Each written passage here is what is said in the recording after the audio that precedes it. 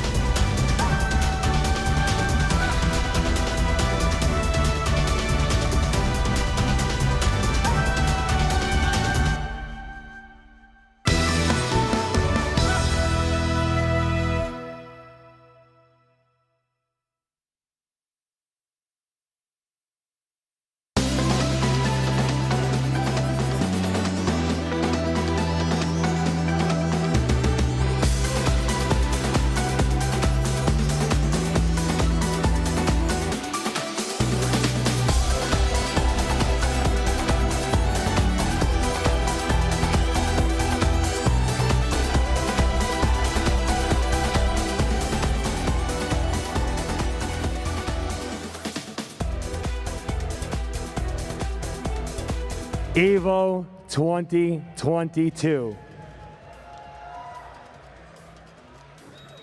Absolutely not. EVO 2022.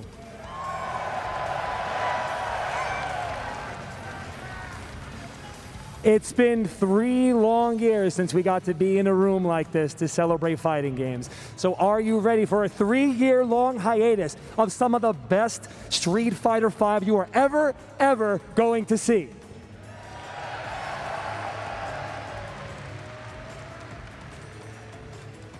All right, hold on. Before we get started, let's check out this quick intro video of Street Fighter V.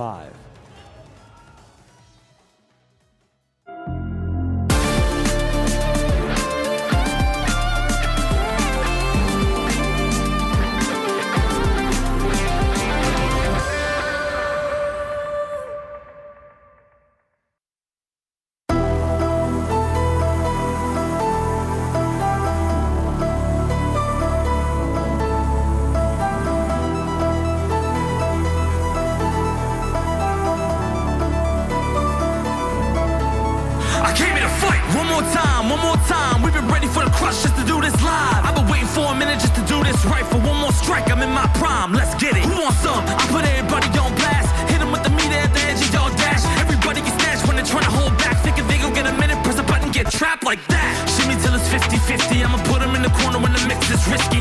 Frame one, throw them to the wall till they break down. Trigger charged up, ain't nobody got a safe jump. Whoa, I've been waiting on the next wave. Then we started from the bottom where the best made. Now we got the set play. You don't wanna test fate. Watch him try something, hit it, ume on a Tuesday. Middle of the hurricane. Nothing changed, you just gotta find another way. World warrior, I never need another name. Top tier, I don't care who made the list. I'ma knock him down another place. Oh God, we popping off. They all get crossed on block. I'm just waiting for the comeback. Run that, hit him with the forward, let the screen flash. We gon' turn this whole damn city into golf land. One more time, come on. One more time, come on. We outside, come on. We outside, come on. One more time, come on. One more time, come on. We outside, yo. Let's go, Street Fighter V.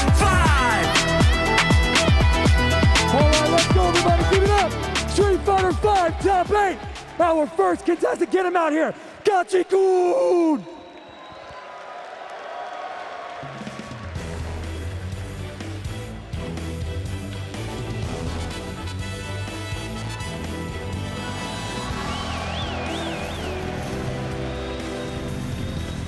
All right, here he comes. Man needs no introduction. Daigo, the Beast, Umehara!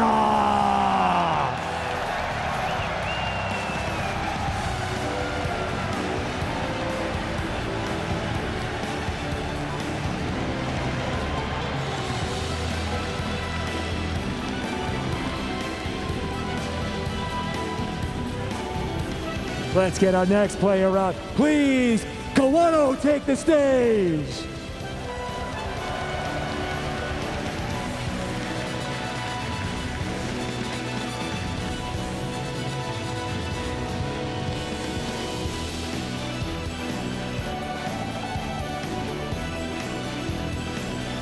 All right, we gotta welcome the murder face, Tokido.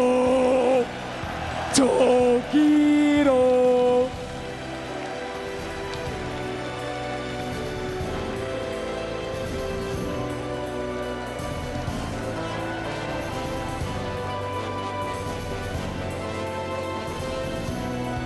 Let's hear it. We gotta make this one count. Can just a kid please come out here? Just a kid, get on this stage!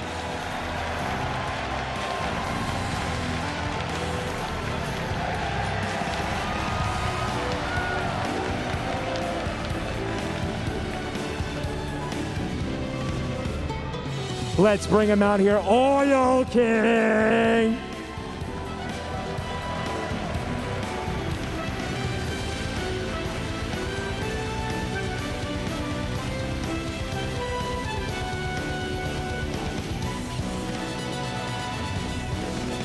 All right, I hope we got some more energy because I need you to make some noise for Mr.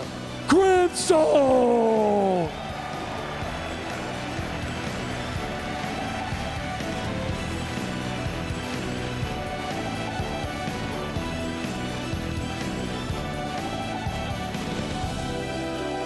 And our final player to round out EVO 2022, Street Fighter V Top 8.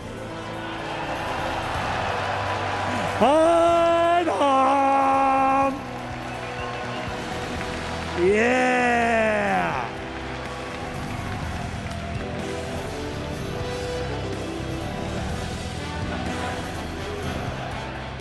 All right, one more time, let's hear it. This is your Street Fighter V Top 8. Give it to him.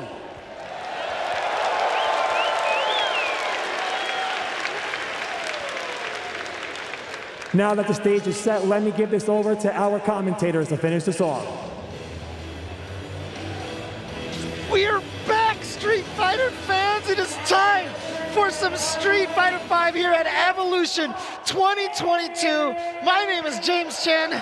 I am here. I'm Ultra David. I am ecstatic to be back here in person in the real world, sitting next to James, having a blast talking with all of you folks at home. As you can see, there's quite a crowd behind us here at EVO, as I am so excited to see. I hope you guys all heard the Chris Lee speech before that. I just wanted to echo many of the same sentiments that he said about how important community has been over the last few years. That has been a gigantic way that we've gotten through this, and shout outs to everybody who's been partaking in that online community.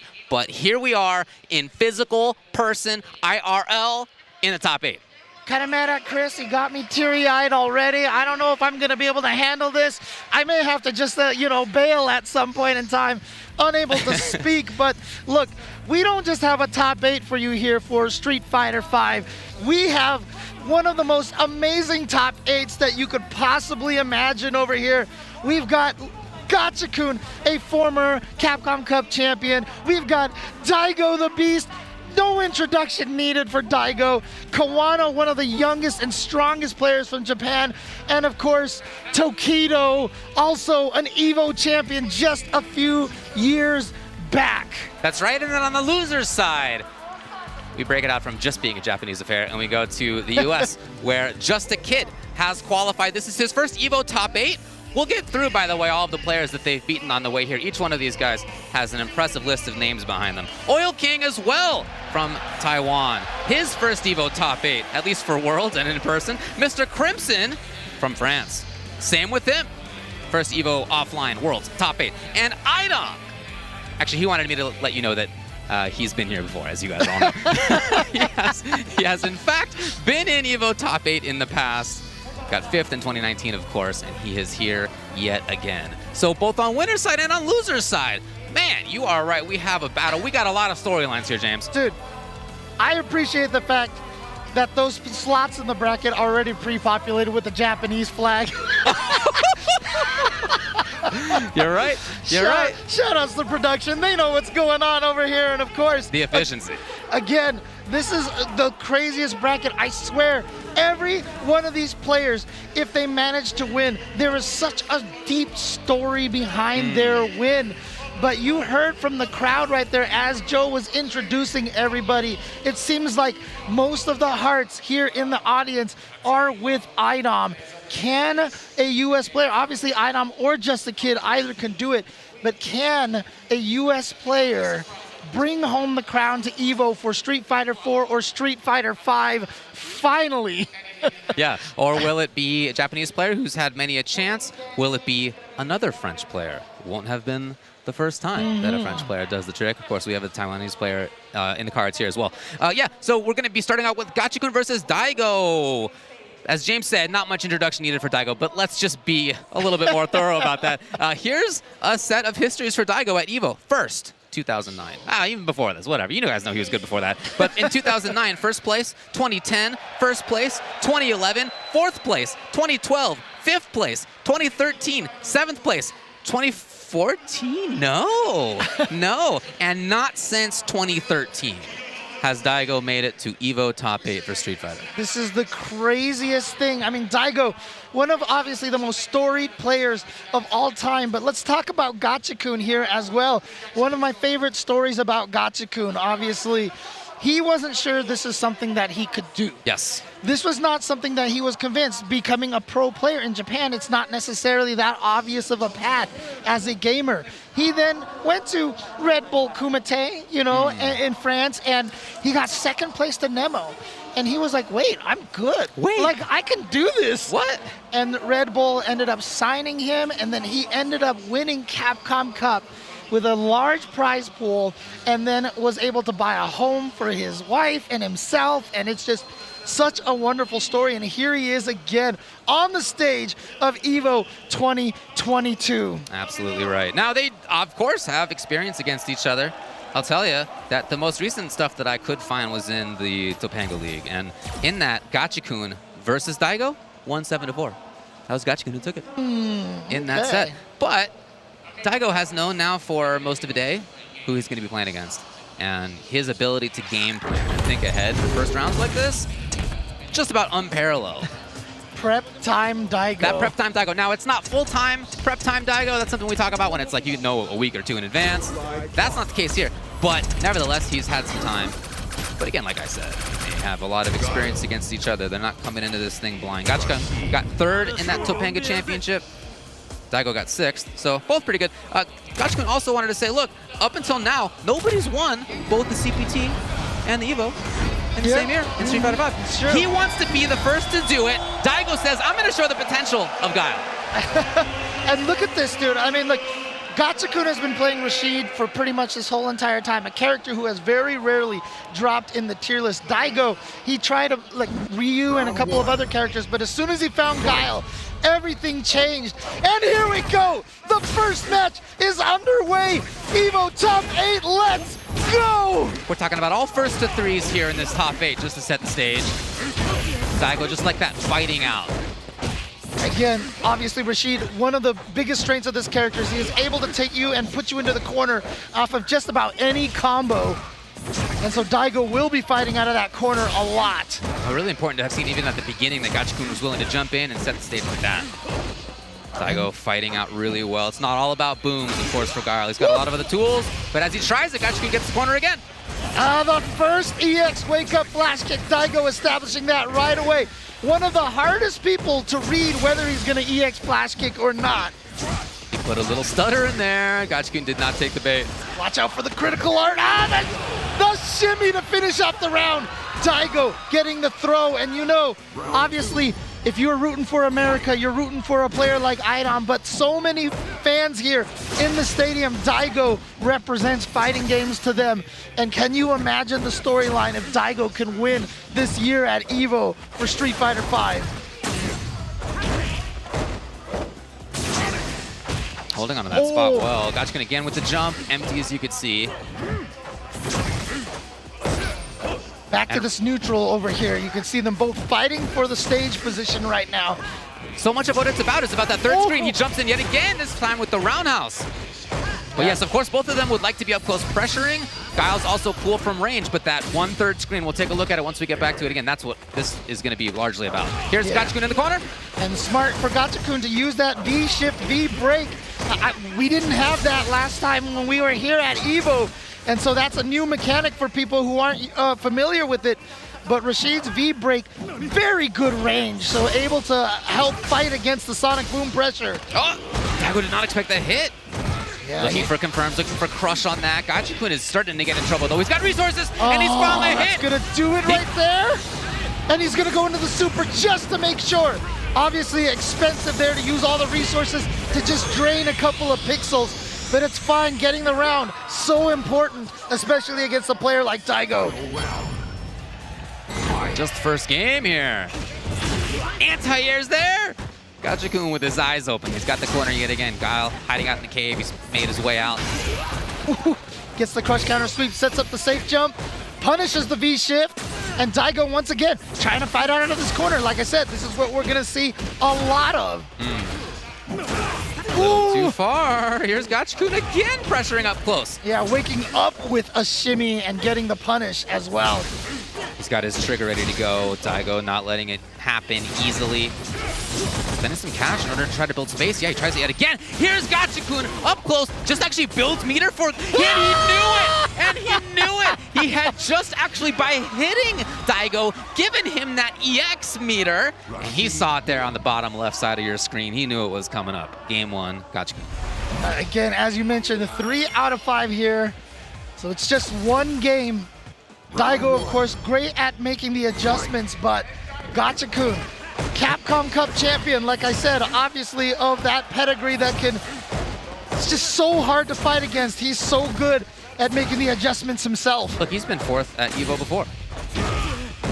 By the way, he started off the round in the same way he started out the first round of the first game. Delay, then jump in. This time blocked only. Yeah, and one of the key things in that last round that we saw, the closing round, so look at this, we got the V-break again, but he's also got the V-skill 1 to be able to roll through sonic booms and punish there. Yeah. He's got himself set up so that he is using all of his resources to fight against the sonic boom pressure. And again, it's about that 1/3 screen range, right? We see battling back and forth, in and out. Keep in your mind's eye, if you can, about a 1/3 screen between these two characters and look at them walking in and out of that range constantly. Yep, you saw right there a preemptive attempt to V-shift and V-break through a Sonic Boom. Now Gachikun run up and try to throw. Daigo with the check though. Gachikun was gonna try to go for another throw. Nice counter hit combo confirmed by Daigo, but one combo from Gachikun could still take this round. Daigo scheming, suddenly dashing, suddenly movement. Ooh! He's found the hit. The Yeah. unorthodox timing of those EX booms, Gachikun just did not expect the double resources spent so fast. I mean, is there, like Daigo is known for being very stoic and very hard to read, but he actually looks nervous to me. I don't know if it's just me. Oh! Yeah. Got bullet time action, and now Gachikun. Oh, gets the crush counter, the stun. How much resources do you think he's gonna spend for this? Just the one bar, okay? Just get down to where a grab or a combo will kill. That is the name of the game. If you can't outright kill, get it down to one decision. Gachikun now trying to go up 2-0 over Daigo. Again, the weight, the jump. He started off so many of these rounds in just that way. He's got a great read on Daigo's tendencies. Yeah, well, Daigo, again, he got one EX flash kick baited. He is the kind of player that it refuses to let you train him and take away one of his best options. Harassment. And Guile with his back to the tunnel. It's like, I feel like he's been there for majority of the match, and look at this. Low profiling under the jump attack. Goes for the reset, meaty into the throw. Daigo now trying to tie this up, 1-1. Out of there. Oh boy. Looking for big stuff there was Gachikun. Oh, but you Yes. know what? Daigo's fine with this. He's got the side switch now. But again, like I said, Rashid, so good at controlling his position on the screen. But Daigo also one of the best at finding the opportunities to dash forward like that. Absolutely.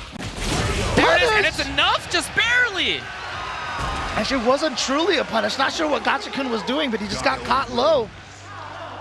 And we are tied 1-1. I hope y'all are paying attention at home to that 1/3 screen range between these two, and Rashid jumping over it, both of them walking in and out of it, each of them trying to hit each other at that spot. Yeah, that back fist covers some of it. Here's the empty jump low for Gachikun. Again, putting Daigo under the bridge, hiding under there like a troll. He's stuck.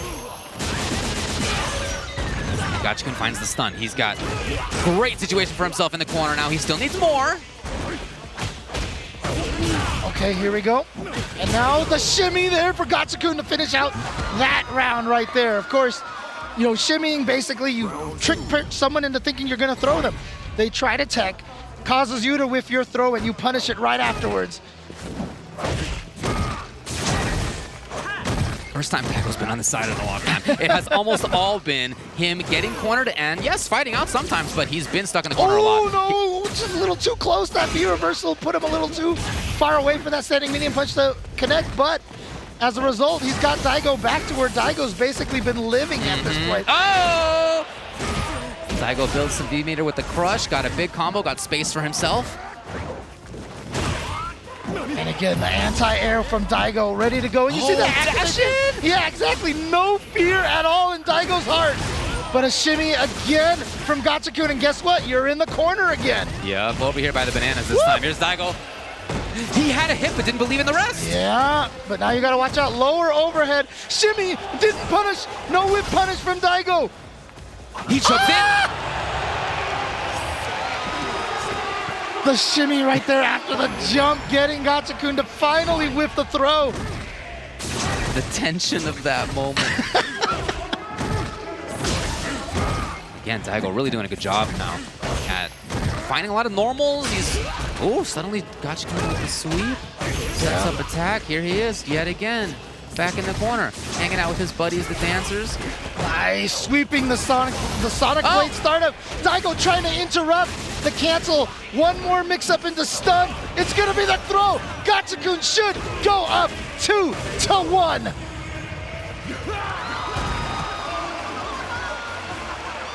Gachikun feeling a little comfortable here now. 2-1 over Daigo.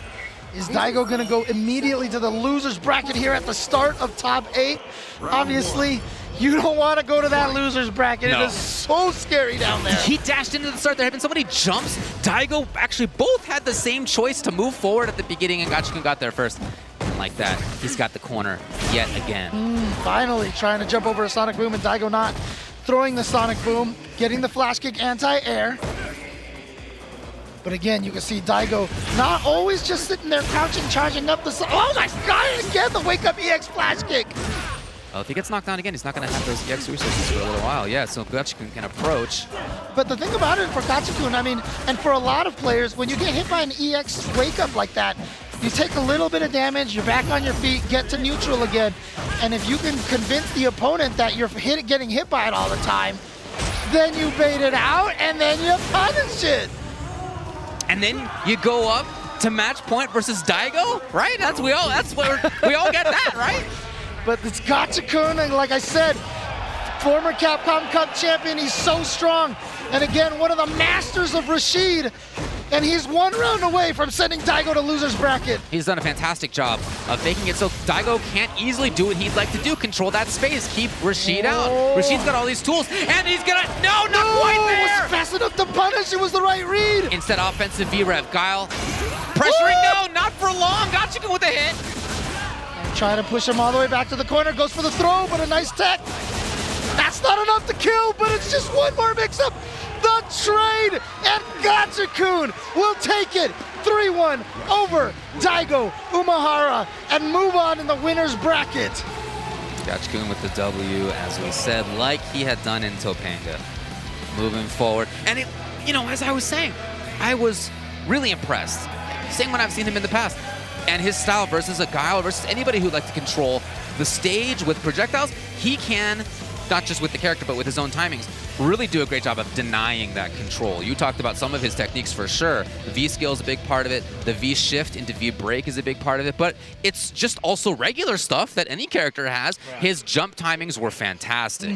Those were amazing. It's not easy to jump in against somebody like Daigo, who typically has a great read on when the opponent would like to move forward in that way. And then by setting up all of those jumps, he was able to get that dash in near one of the final rounds at the beginning, which again got him quickly into the corner. So it was just a ton of reads. I'm thinking about his stand fierce right to whiff punish or wish punish basically versus some of what Daigo was trying to do, his normals that Daigo was using. It just got shut down over and over again. I mean, you think about how often Guile gets the flash kick, someone trying to jump over a Sonic Boom, and yet when it happened, it was so unique that I had to actually point it out to tell you how accurate Gachikun's jumps had been that entire time. Yeah, and partly why is that, well, they know each other, but it's also the little stutters of the timings, right? It wasn't as if at round start he was holding up forward. It was a little bit of a delay beforehand. It was a little longer of a delay later on. It was a few seconds of delay later on. It was all these different timings that he was putting in there just to make it so that Daigo didn't know what was coming up next. Yeah, for all the musicians out there, I always like to call it syncopation. Doing things off beat. A lot of times when we play fighting games, it's like, I block something, let me throw Sonic Boom right away. I'm getting up off the floor, let me do this right away. Doing everything on beat, but syncopating it, doing it just maybe half a second later than normal is enough to throw your opponents off guard. But again, none of these players here are going to be caught off guard on this kind of a stage. It is Tokido and Kawano coming up here. Tokido, who has been a champion here at EVO, he knows this stage. And Kawano, what a story about this player here. I talk about this a lot with the Japanese players. For a while, the veterans have been dominating a lot of stages. It's unlike America. We have so many young players in the US coming up and really starting to dominate. In Japan, it hasn't been that way, at least, previous to the past few years. In fact, Nauman winning EVO Japan was one of the first times one of the youth had actually won a major event like that. But since then, Kawano has firmly established himself. It's like him and Higuchi are the two strongest of the youth players right now from Japan. And Kawano making it here, defeating Daigo also at Capcom Cup, the exhibition earlier, just a few months ago. Kawano definitely one of the strongest players, and these two have fought each other a bunch. They had an exhibition match, and I remember Kawano was really sad after he lost to Tokido, and then he came back and ended up beating Tokido. And so there's a little bit of a history with these two. That's true, and part of it is that in the Japan Open qualifiers, Kawano won 3-2 not too long ago. Another part of it is that in the CPT Japan 4 back in 2021, or at the end of that season anyway, Kawano also won 3-2, 3-1 in Grands. So Kawano and Tokido definitely have some experience in recent times. Yeah, I think the generational thing is a really important storyline here, absolutely. You talk about Kawano, a young player. You talk about Tokido, who has been at the top of the fighting game world for over 20 years at this point. Over 20 years at this point. A long, long time. You talk about Daigo, who is in his 5th decade at this point. He's 41. And Gachikun as well is 30 years old. So there is definitely a generational aspect to this among the Japanese scene for sure, and Kawano is a very bright spot. He's had some really nice results. 5th at FAV Cup, like I said, 1st at CPT Japan 4. He got 33rd though at the recent CPT Japan, so definitely not the result that he wanted. Whereas Tokido got 2nd at Topanga, he got 7th at that CPT Japan, 5th at FAV Cup, but I think really when you're talking about Tokido, you're talking about just an expectation of excellence at the highest, biggest moments, right? You talked about his EVO history. He got 2nd 2018, 1st in 2017. He got 5th in 2015, 2nd in 2013, and those are just in Street Fighter. We're not even talking about all the many, many other games that he's had success in. He used to walk around with like 5 medals hanging around his neck, and honestly, the very first time I met him was at the very first official Evolution. Of course, it was B5, and then it became Evolution. And he won Capcom versus SNK 2 there. Yeah, man. So he has been an EVO champion since the very beginning. Yep. And to imagine that he's been playing fighting games for this long and still on top of his game is absolutely just mind-blowing. Absolutely in everybody's shortlist for best player of all time, really.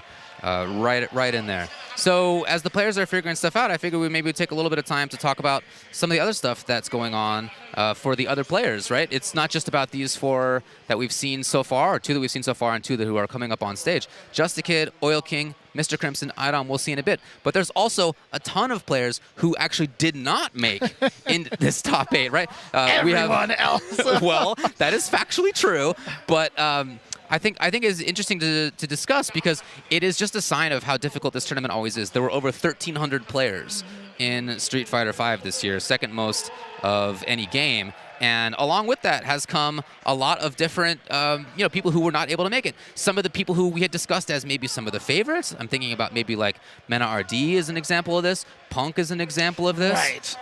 I mean, so many names have fallen by the wayside. However, I think we'll get to that in just a little bit. But as we're trying to work out some stuff over there on the stage, we're going to take a quick break.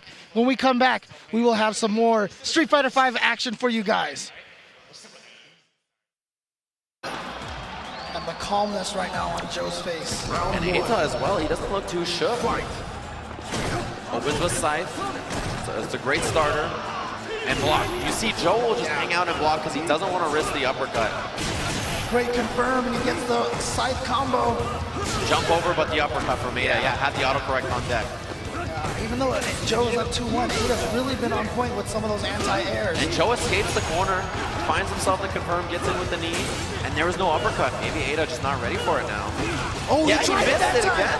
He tried it, but it didn't work. And you see the backdash? He was trying to look for the reversal. That's what he expected, and Joe didn't go for it this time. So keeps himself safe to EX, and Joe was out of there, but back in. He tried to be tricky and go into the air and challenge him. Love the air-to-air from Joe. Another one, he gets the punish, but it's not enough. He could have spent EX. The absorb. Eita in a great position. He could just do that. Oh, he a missed that wrist. jump. I mean, that's how he won the last round. Do it one more. Joe got hit double low short. Yeah, maybe stood up, maybe tried a button. Who knows? But a round for Eita. Maybe even tried a view reversal and accidentally stood up or something. But in any case, cocked low. Eita taking that first round. You know, that jump for Joe has worked out a lot of these times. He's really had a great read on when there's going to be projectiles. Oh, that was so far that he punched that fireball. Yeah, hit the hurt box of the fireball on startup. Great work for him. Patient defense from Joe. No anti-air though. And again, the problem position again. Joe trapped in the corner. Beautiful forward dash to get out of there. Gets the throw. That wasn't a counter hit. Oh, and he waited for the uppercut again, and Eita he understood that that's what Joe's been going for so often. But he baited the throw. It's going to be critical art. Now a lead for Joe. Still got to close out this round if he wants to get this game. Just a tiny bit of life left, but you know, Ken can do so much damage so quickly. You are not out of the waters in any shape or form. But he's going to get the round just like that. Joe, match point on Eita from Japan. We'll see if he can do it. Loser of this is sent out of the tournament. Eita now down. Oh, what a read from Joe. Dart from the tragedy assault. And you know, Eita almost had critical art, and now because of that, Joe keeps up the offense. Great under. Okay. Yeah, didn't combo was a bit too far, I think. He understood. He knew that, yeah, and he didn't accidentally go into it. Great uppercut from Eita. Eita chases him down, gets a throw. Now Eita has him in the corner. There's the tech, great work. Dash up from Joe. Other side, he gets under, and now Joe can escape, although crush counter. Gets the crush counter and the uppercut confirmed. Goes in there with the V trigger. A little too far for that low-floor fireball to connect. Great block on the cross-up. Joe's sitting on a lot of meter as well as V-trigger. You got to be careful if you're Eita. Oh, man. He took the big risk on the way in. Yeah, just try to get in. Maybe thought Joe was going to throw a fireball. Joe, one critical art from taking this. Got to be wary of the trigger. Anti-air. And then dashes into the fireball. In the front. He got him. He spends the critical art. And Joe. He's got it. Is going to advance. No, he got it just at the end, and L.I. Joe takes it. He lives in the tournament. The lone American representative takes out Eita from Japan.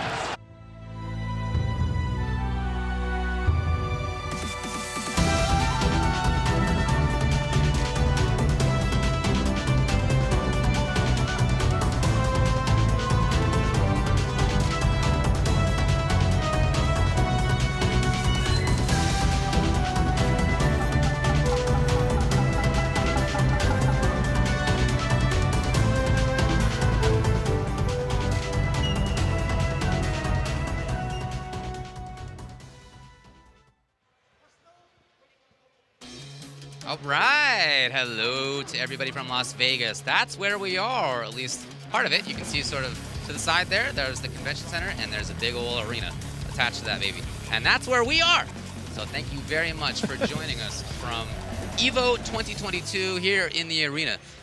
We were talking a little bit about players who didn't make this top 8 for Street Fighter V. And it's a long list, as James mentioned. It's everybody who didn't actually make the top 8. And some of the notables, I would say, right? We're talking about just outside of that top 8. Angry Bird, a player that many people had said had a great chance. Higuchi. I brought him up earlier as what the other youth who has been excelling in Japan competition. Chris CCH was just outside of this thing. And when I say that, I mean like his match versus Just a Kid, which was the qualifying match. Chris was up, and man, the way that he lost was not how he wanted it to go. You could really see that, unfortunately for him. Kudo as well was in 9th place, so those are your 4 9th place placers. New York's Kudo.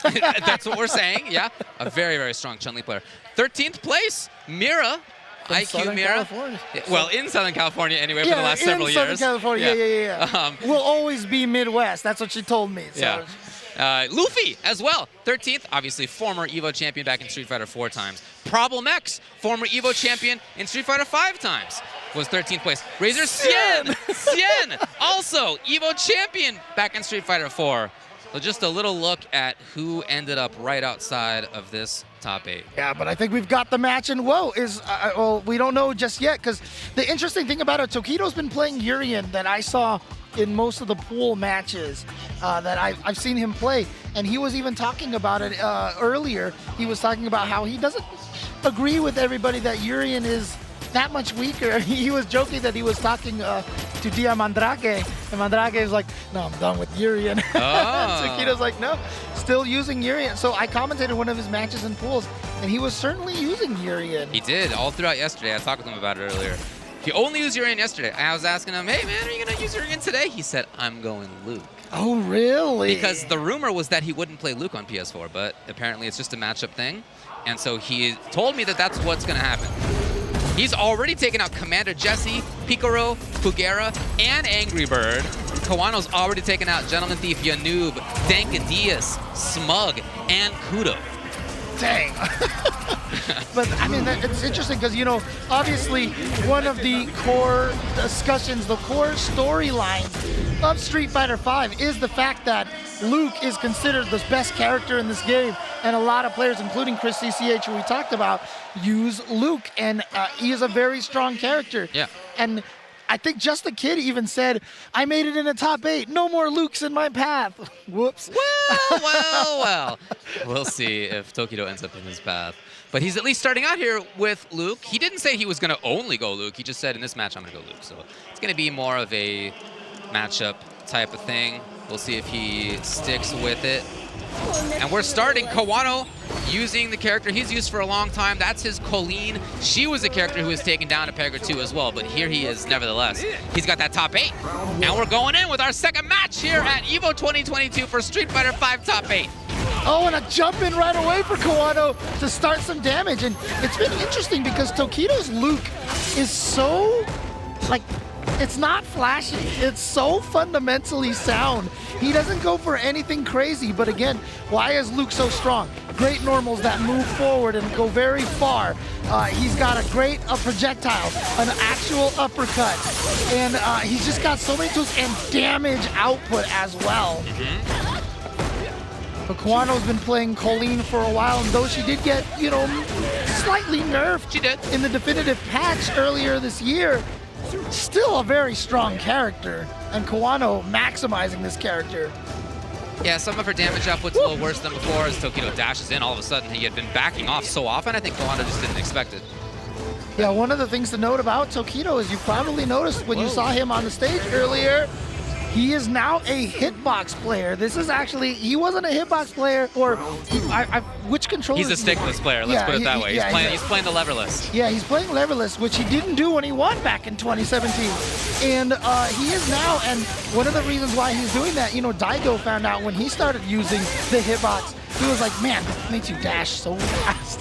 And so you could see Tokido with those dash throws in the previous round. Woo! Drops that combo, unfortunately, and that's going to give Kawano the ability to take him all the way to the corner. Not going to let him out for free, but Tokido still rather be in this position because now look at this. Hey. Ah, that's dead. Not quite. Tokido's a dangerous man, though. All those resources ready to go. Hasn't activated that V trigger yet. And oh, the whiff, and Tokido's there, of course. He wasn't going to let that go twice. And Luke has one of the most unique V triggers, is that, as you can see, it's not draining unless he takes damage or uses certain moves. And in fact, if he has lost a little bit of that meter, he starts gaining it back during the course if he doesn't actually use any of that meter up. Got the corner yet again. He has been here a lot. Actually, hitbox sponsor Kawano. Was the whiff though, and Tokido did let it go. Challenge! Yeah. At negative frames, it wasn't actually his turn, but he knew where he was, and he knew he was just outside of Tokido being able to quickly counteract. Yeah, he figured Tokido was going to try to bust out by walking forward, take advantage of the plus frames by walking. Yep. And so he just challenged right away, stole that turn. You know, just caging. Look at this. Tokido's been stuck here for so long. Not just in this round, but in previous ones. One of the things we talk about with a character like Luke is how good his normals are in neutral, but Colleen's always had very strong buttons like that back heavy kick. So as a result, Tokido's been having a lot of trouble trying to win this neutral. Here we go! Party Tokido time. with the knockdown. Again. And pretty light. But again, I mean, they did nerf that after the standing medium kick into activation. He doesn't get as much as he used to. But this is going to be a ton of damage. Is this going to kill? No, it's not. Oh! That's not either. We're on pixels, everybody. There's Kawano. He finds it. Down to the final pixels here in game number 1, just game number 1. And you can see Tokido's just like, man, come on, come on. Oh, man. Oh, yeah. The big back stretch for both of these guys. Ugh, little unsettling there. Yeah, but obviously for Tokido, you know, that match wasn't terrible, so gonna stick with the loop. Not gonna maybe switch to that Urian. I think he just has a strategy. Oh, Oh, no, no. that's punishable. Absolutely. Not sure what happened there, why he came out with that. Tokido's a guy who has strategy coming into things. You know, he's not somebody who I think is likely to make a switch once he's committed. He's committed because he thinks it's the right call. Yeah, and again, like I said, these two have a lot of history recently playing against each other. In fact, after Tokido beat Kawano, and I forgot which event it was, like Tokido just kind of said like Kawano can't beat him, or I remember there was some sort of trash talk from Tokido's side. And then Kawano proceeded to defeat him in like the next 2 times they fought. There you go. Tokido walking in a little bit now, but you can see Whiff Punish was there. He goes for the grab. Oh God, just staring down. Even though it's like a second, it feels like a lifetime when they're staring at each other like that. Yeah, when somebody's looking at you like Tokido is now with Luke looking at Colleen, hard to approach. You know that by him not committing to any buttons, he's keeping his eye on anti-air. That's a real big tell. And so Kawano's not jumping, of course, but it's also the case that Tokido's reacting to dashes just like this. And that is only something that the top level players get. If you have the mental stack to both be looking at the sky and to the feet, you're pretty good. But that's exactly why Kawano dashed. He was had the same read as you did. No, Oh! no, he didn't kill him. And an air throw. Oh God, Kawano here could potentially make this. He's got the critical art, but he spends the EX instead. It's not enough to kill. Wake up super. Yeah. Oh, Get him! He's got him! Kawano! I mean, you gotta feel like you had to jump because if he woke up with the super, there wasn't much Kawano was gonna be able to do. I'm surprised Tokido went with that option. All right, Yes. so 2 times in a row now, Kawano clutching out, super close rounds, and the side switch on this is so important. There have been so many of those. It's so rare to see, and here we've already seen 3. Oh no, he didn't go for the cross-up. So Tokido went with a jump, looked like a light punch or something. Uh-oh. To where? Straight into Luke's arms.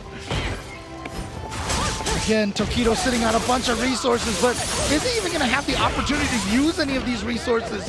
Oh, what a backdash. Has to activate here, yes. He jumps! Oh, Tokido was ready. But not into super, but that will be into super. So Tokido is gonna take this round and tie it up 1-1 in rounds. Keep in mind, he was close to taking the previous one, too. Final round. Yeah, at this point in time, if you're Tokido, you almost want to be like, let Kawano get a lead, and then you come back. Because so far, whenever he's about to kill Kawano, it just hasn't worked out. Pestering stuff that could have been safe on block as well. Low commitment options for Kawano as he's, again, got the same, very similar spot on screen. He's been hanging out in the sunlight here on the stage for a long time. Oh, again, that air throw from Kawano. So clutch in that reactions. Oh no. Tokido actually got the dash forward, but something spooked him into not pressing any buttons. Still Kawano a life lead. Tokido himself does not want to jump for the same reason we were talking about earlier. Gets the target combo and now a throw. The next hit into activation will probably lead into a critical art. Yeah, we could actually be on next hit kills here Yeah. for both of these players. Yeah, who was I talking about? Exactly. Neither one wants to commit. You can see it in their gameplay right now. There's max resources for both. They're looking for the hit confirms. Neither one wants to jump. Neither one wants to overcommit. Oh man. Look at the time. Oh, he got him into the critical art. Keep it simple. And Kawano is going to take this round and go up 2-0 over Tokido. We started in the top 8 here with Daigo and Tokido on the winner's side of the bracket. They both could go to the loser's bracket in round number 1 of top 8. Kawano threatening to do it. And the way that he's been playing, it's just been consistent. There haven't really been shenanigans. It's not really been about that. He's just got great fundamentals, dude. The whiff punishes are there. The pressure's there. The movement's there. His call-outs, this is going to be bad news. Trying to hit confirm, he just didn't quite get it. Tokido knocked on the door with the medium, but boy, Kawano's defense was there too. Oh, yeah. Last time he did that, Tokido did press a light button and it whiffed last time. And so Kawano was like, you know what? I'm just going to do the, the pseudo auto whiff punish timing. Good old spacing traps. There again!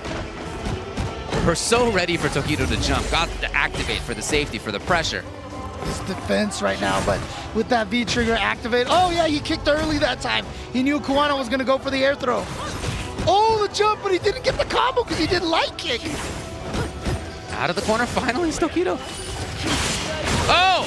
Oh, that was so disgusting. He knew Tokido wanted to move forward and attack, so he didn't have to deal with the hail coming down. So he immediately went to the V-skill parry. Gonna steal some space. So he activates. He's got some plus frames. No Not much. DP. No, right. How about that? Kawano knew when to jump. He didn't get too much himself. Pressure's there. Here's Tokido. Yeah, Tokido one hit and it's game over. I mean, it's round over. Oh no, he jumped at the perfect distance. Ah, he caught him with the shimmy. And now Kawano at match point to send Tokido to losers 3-0. Truly a mark of generational change if it happens. Tokido finds the hit to start this off though.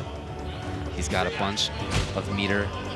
He would love to find the hit, but man, you can see how difficult it's been for him to really mount anything against the way that Kawano's Kolin's been playing. When do you find the hit?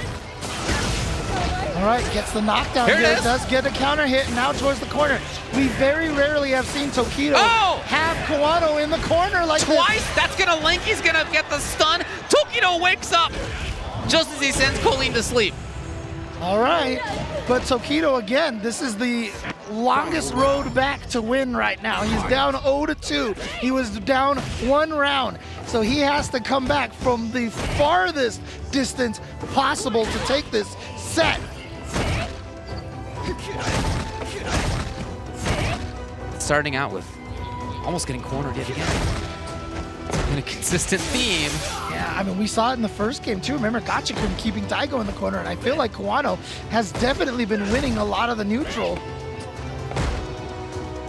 And his stuff.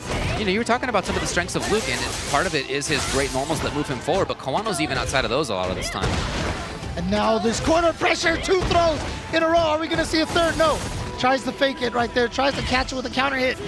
No jumps for you, and that trade is great for Kawano. What does Tokido want? Of course he wants activation. So Kawano was trying to block and be outside of that range. Tokido's looking for hit confirms now.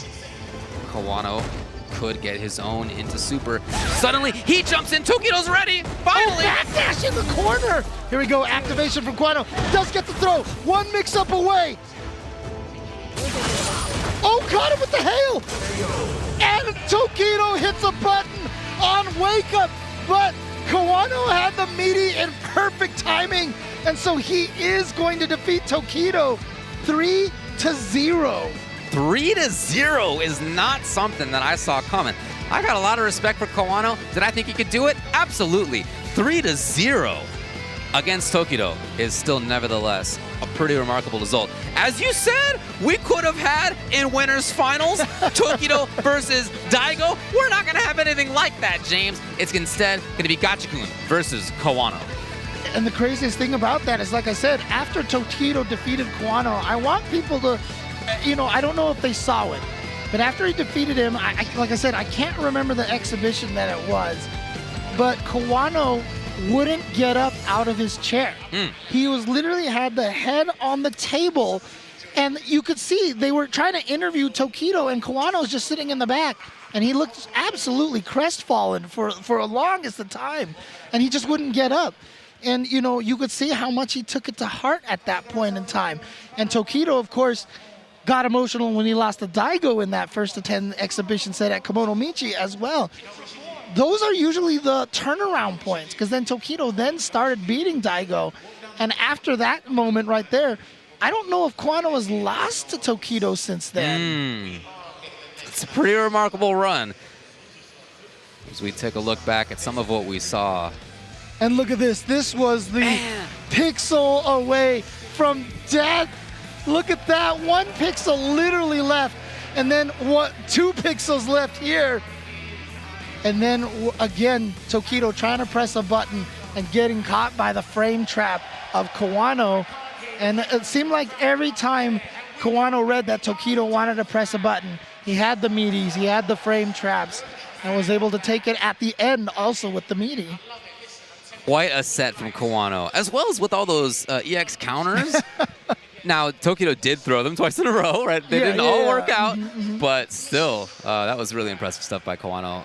Hats off to him. He was looking really strong.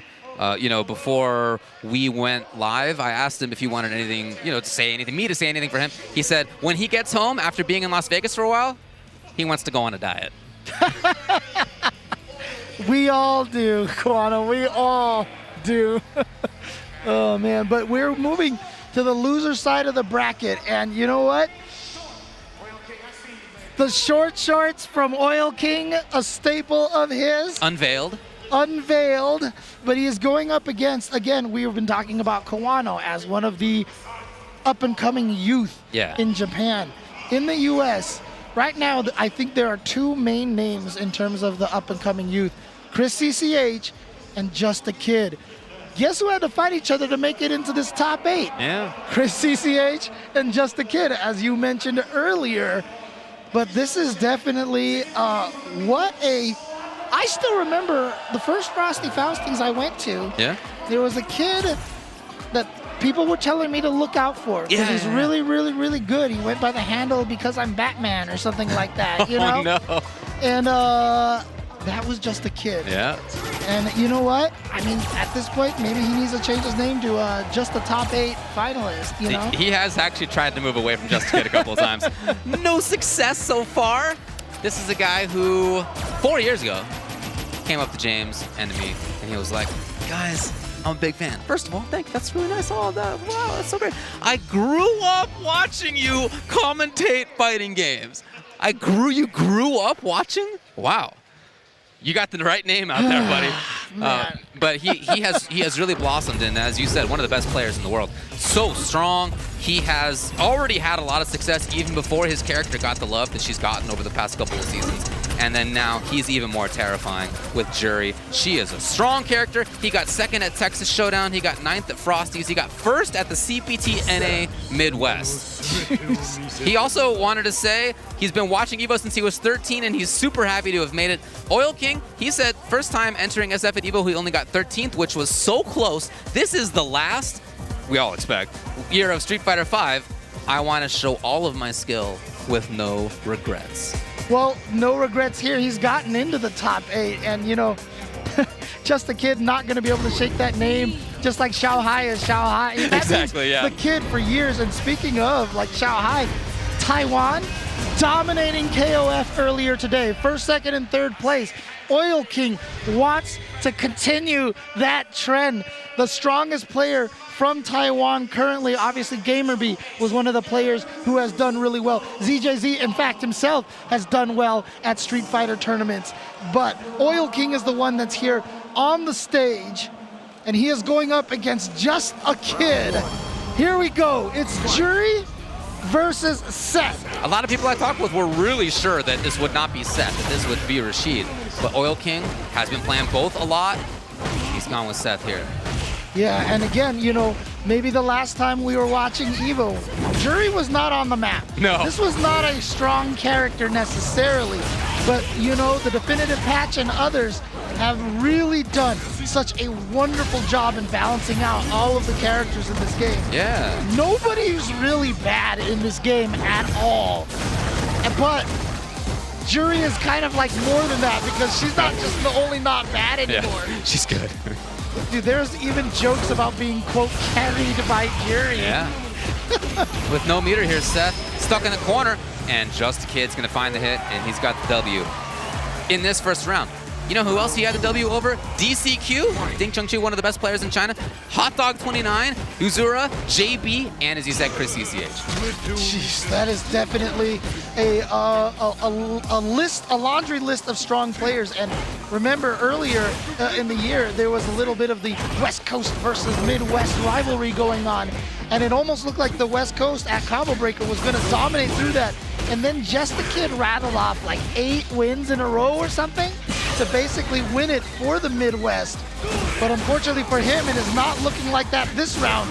because Oil King is on a nigh perfect here to take round number 2. You know who else he looked good against? Well, not Book, because he lost against Book pretty early, but then after that in losers, he beat Flaquito, Uzura, Hermes Venatori, Smug, Problem X, and finally Higuchi.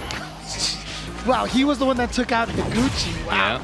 Yeah, he did. Oil King, of course, you know, named because he used Rashid. Like, that was literally where his handle came from.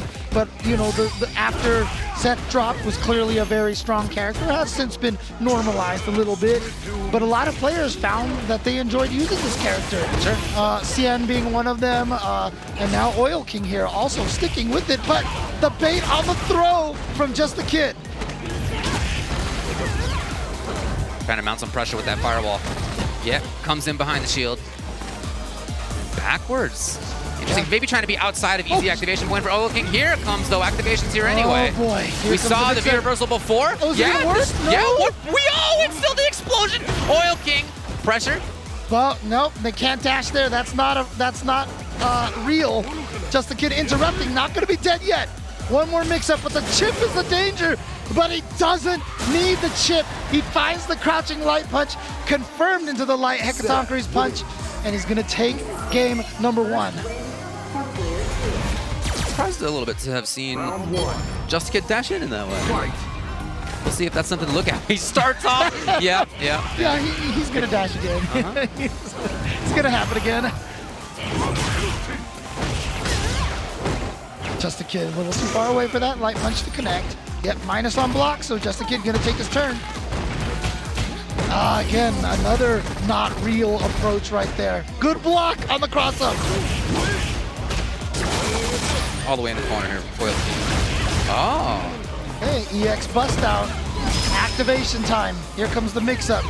Rocking with that V-Trigger 2. I'm sorry, V-Trigger 1. And V-Skill 2. We just saw. Oh, get the hit, but didn't confirm into anything. Didn't have a sit. Oh! I'm minus, so you know what? EXDP stealing the turn. You mentioned Just Kid pressed the button, and he did again there. That's why that DP worked before. Oh. Here comes the attempted Oh, approach. the chase down. Yes, into the corner. Suddenly, Oil King's here. Oh, what a wake-up jump. He did not want to take the same risk. Yep. But look at this defense from Oil King, not pressing a button. Wow, that meaning kick's so good. Oh, I got bust out with the EXDP. Oil King actually with the life lead now, but Just a Kid with the activation.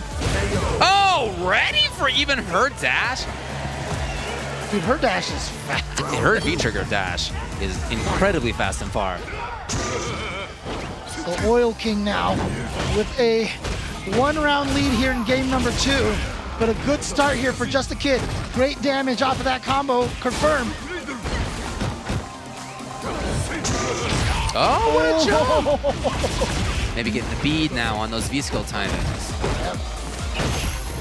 Naikatsu with the low kick, but no single hit confirmed. It's definitely a skill. Oh, he's trying to activate into that V-Trigger. You saw that slide. He's gonna get the throw here. What's the mix-up? No dash this time because he knows that Just a Kid is ready for it. And using the V-shift to get out of there with the life lead, and she's likely to build up that that extra bar of the B gauge again. Oh, no. Jumps over the intended activation. That slide into activate. Oh, It was the- but it was oh, out of the no. air. It was out of the air, so it's not going to be a true confirm.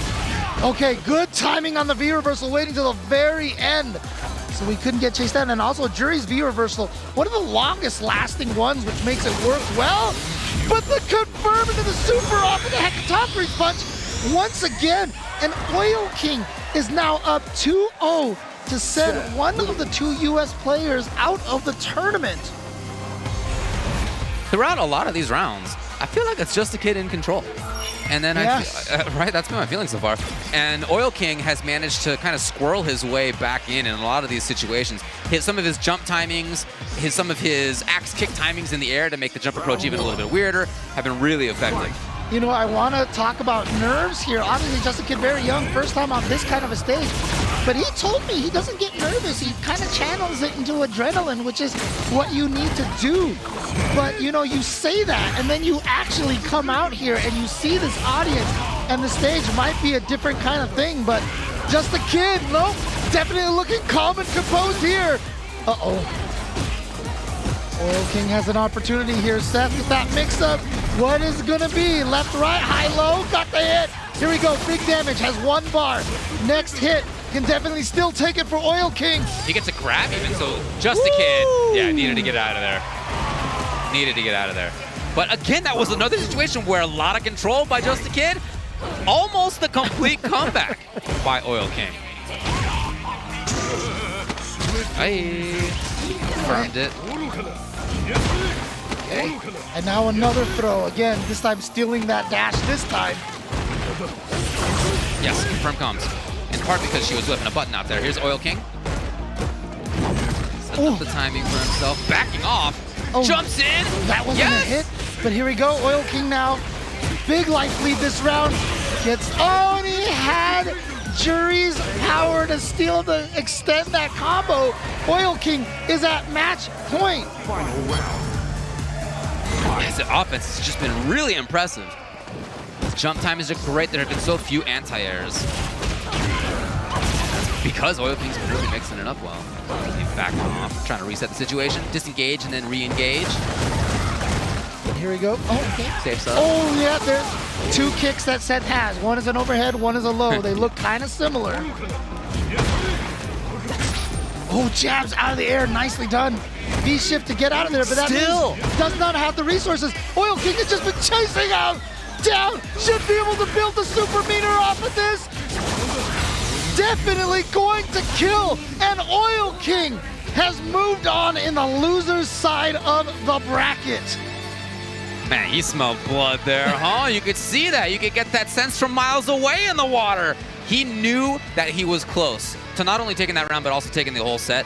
And the way that he dashed, he was jumping, he was dashing in. And Just a Kid, somebody who is usually so consistent with the fundamentals of the game, with anti-airs and all that sort of other stuff, in addition to just his excellent gameplay generally, he didn't have the anti-airs that he needed. He didn't have that ability to shut down the approach often enough from Oil King, including at the very end. That said, look, hats off to Just a Kid for getting up here. Yep, talking to the crowd. Great personality too, really funny guy in person, but not gonna work for him here. Yeah, again, you know, I will attribute a lot of that to the magnitude of the situation here. I think you might be right. And, you know, I still even remember at one of the Capcom Cups, I remember talking to PR Rog, and he was like, yo, I saw the crowd and I just got super nervous. You know, it's so hard to fight that, you know, and this crowd behind us is absolutely insane. I mean, I'm just looking over here, and now I'm getting nervous again. Don't look down, James. Don't look down. I know, right? Don't look down. Oh, it's not the acrophobia here, okay? Definitely not that. But again, you know, great job to Just a Kid. Really proud of him. And he is, like I had talked about, the Kawano situation is only going to grow stronger from these kind of experiences. Absolutely right. Yeah, hats off to him. Oil King, though, is the one who moves on. Yep, exactly. And you know what?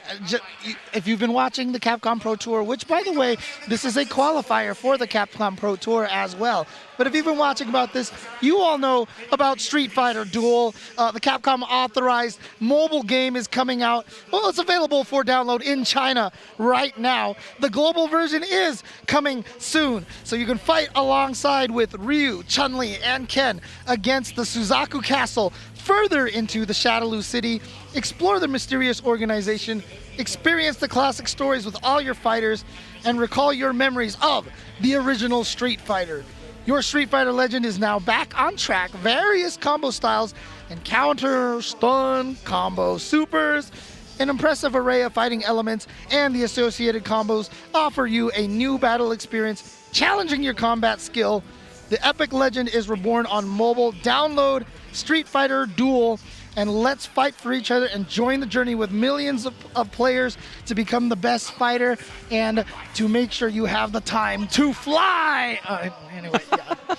Time to fly. You know what? You do that while I do the outro here. Time to fly. Thanks a lot for everybody. We'll be back with more Street Fighter V Top 8 here at EVO 2022 in just a little bit.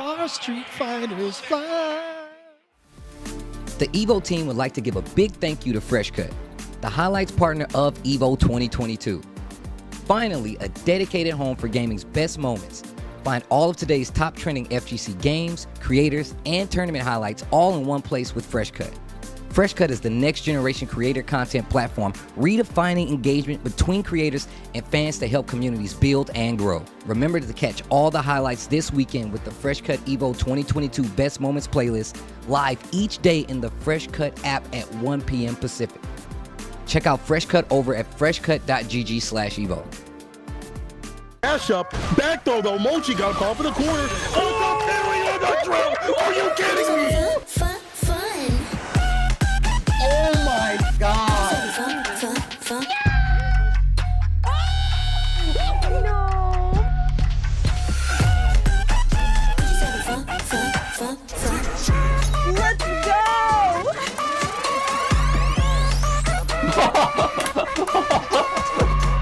what I'm talking about!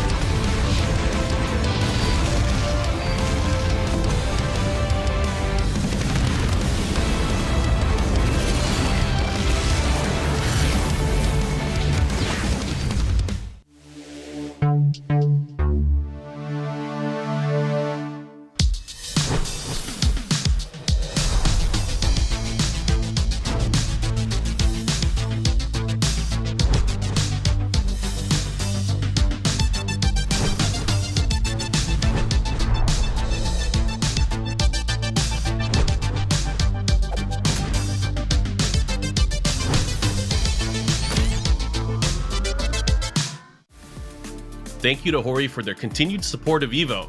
They've been our supporters for countless years and have had top-notch fight stick and controller products for fighting game competitors. Their newest product is no exception, bringing you the Hori Fighting Stick Alpha for PlayStation 5, PlayStation 4, and PC.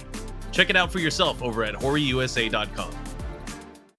Even if it had been anti-air, you know, he wouldn't have died or anything. It's not a ton of damage. It would have been positioning. Fight! But still, great game for MOV. Kind of a little staggered approach with those crouching light kicks, but then too far for that combo to connect. Great so punish. He's going to get punished, yeah. Anti-air, no, he didn't trust it. Maybe he just didn't pull the trigger. And now, Goichi, okay. Both of them doing the exact same moves 2 times in a row. And a rare throw tech from Goichi not to handle air legs too well. We saw MOV go down 2 earlier and make the comeback. You gotta wonder if that's gonna be a factor again. There's the confirmed close to stun. Oh, but wake still wake up buttons. No fear from Goichi. Gonna, cancel the B trigger. Straight on the jab. Oh, and that was so strong from Oh, MOV. and He just did not stand up, or he didn't stand up to block the overhead. Instead said, I'm going to interrupt this with my own button. Why block it when I can punish it? And then MOV just throwing out the EX lightning kicks, catches Goichi by surprise to take that round. And yeah, he's 1 round away now from tying it up 2-2. Well, both of them going up for air legs and an EX bird kick. They have both gone to that so rarely. And yet both players trying to be very aware of it, very cognizant of that move. Yeah, always respecting it and considering it as an option, but you know, it doesn't come out too often. Now, critical gauge on deck for Goichi. Anti-air is good. In the front. Yeah, the forward dash. He thought it was going to make it behind there, but stayed in the front. MOV now going air to air, and the air lightning kicks, like I said, just catches you and juggles out of the air like that. Gotta be careful. The trigger on deck for both players. Under the fireball has critical art and Just spends goes it. raw into the super. Is this going to be enough to kill? It's not, but does he quick rise afterwards? Yes. Does. Into the fireball, safe setup. Yeah, not too much pressure, and now MOV with the full critical art bar. Oh, the anti-air was so early. He recovered though, so fortunate for him. Speaking of recovering in time, oh no! Just got caught by the rapid short on the way down. Goichi now, match point over MOV. I wonder if it was one of those situations where Goichi thought he was going to go for instant air, instant head stomp for the quick overhead. Who knows? In that situation, Goichi stayed clutch. Walk up throw. MOV saying, I know you're scared. I know you're going to play defensive. I'm going to get up for the throw. The jump over this time is good. Confirmed from Goichi has the corner carry. And again, fireball setup, very safe. Doesn't have to commit to the dash up pressure. Anti-air works this time, gets under. Confirmed from Goichi. And now has all kinds of offense and damage for himself. Critical art is available and spends it immediately. Had to. And it's not enough.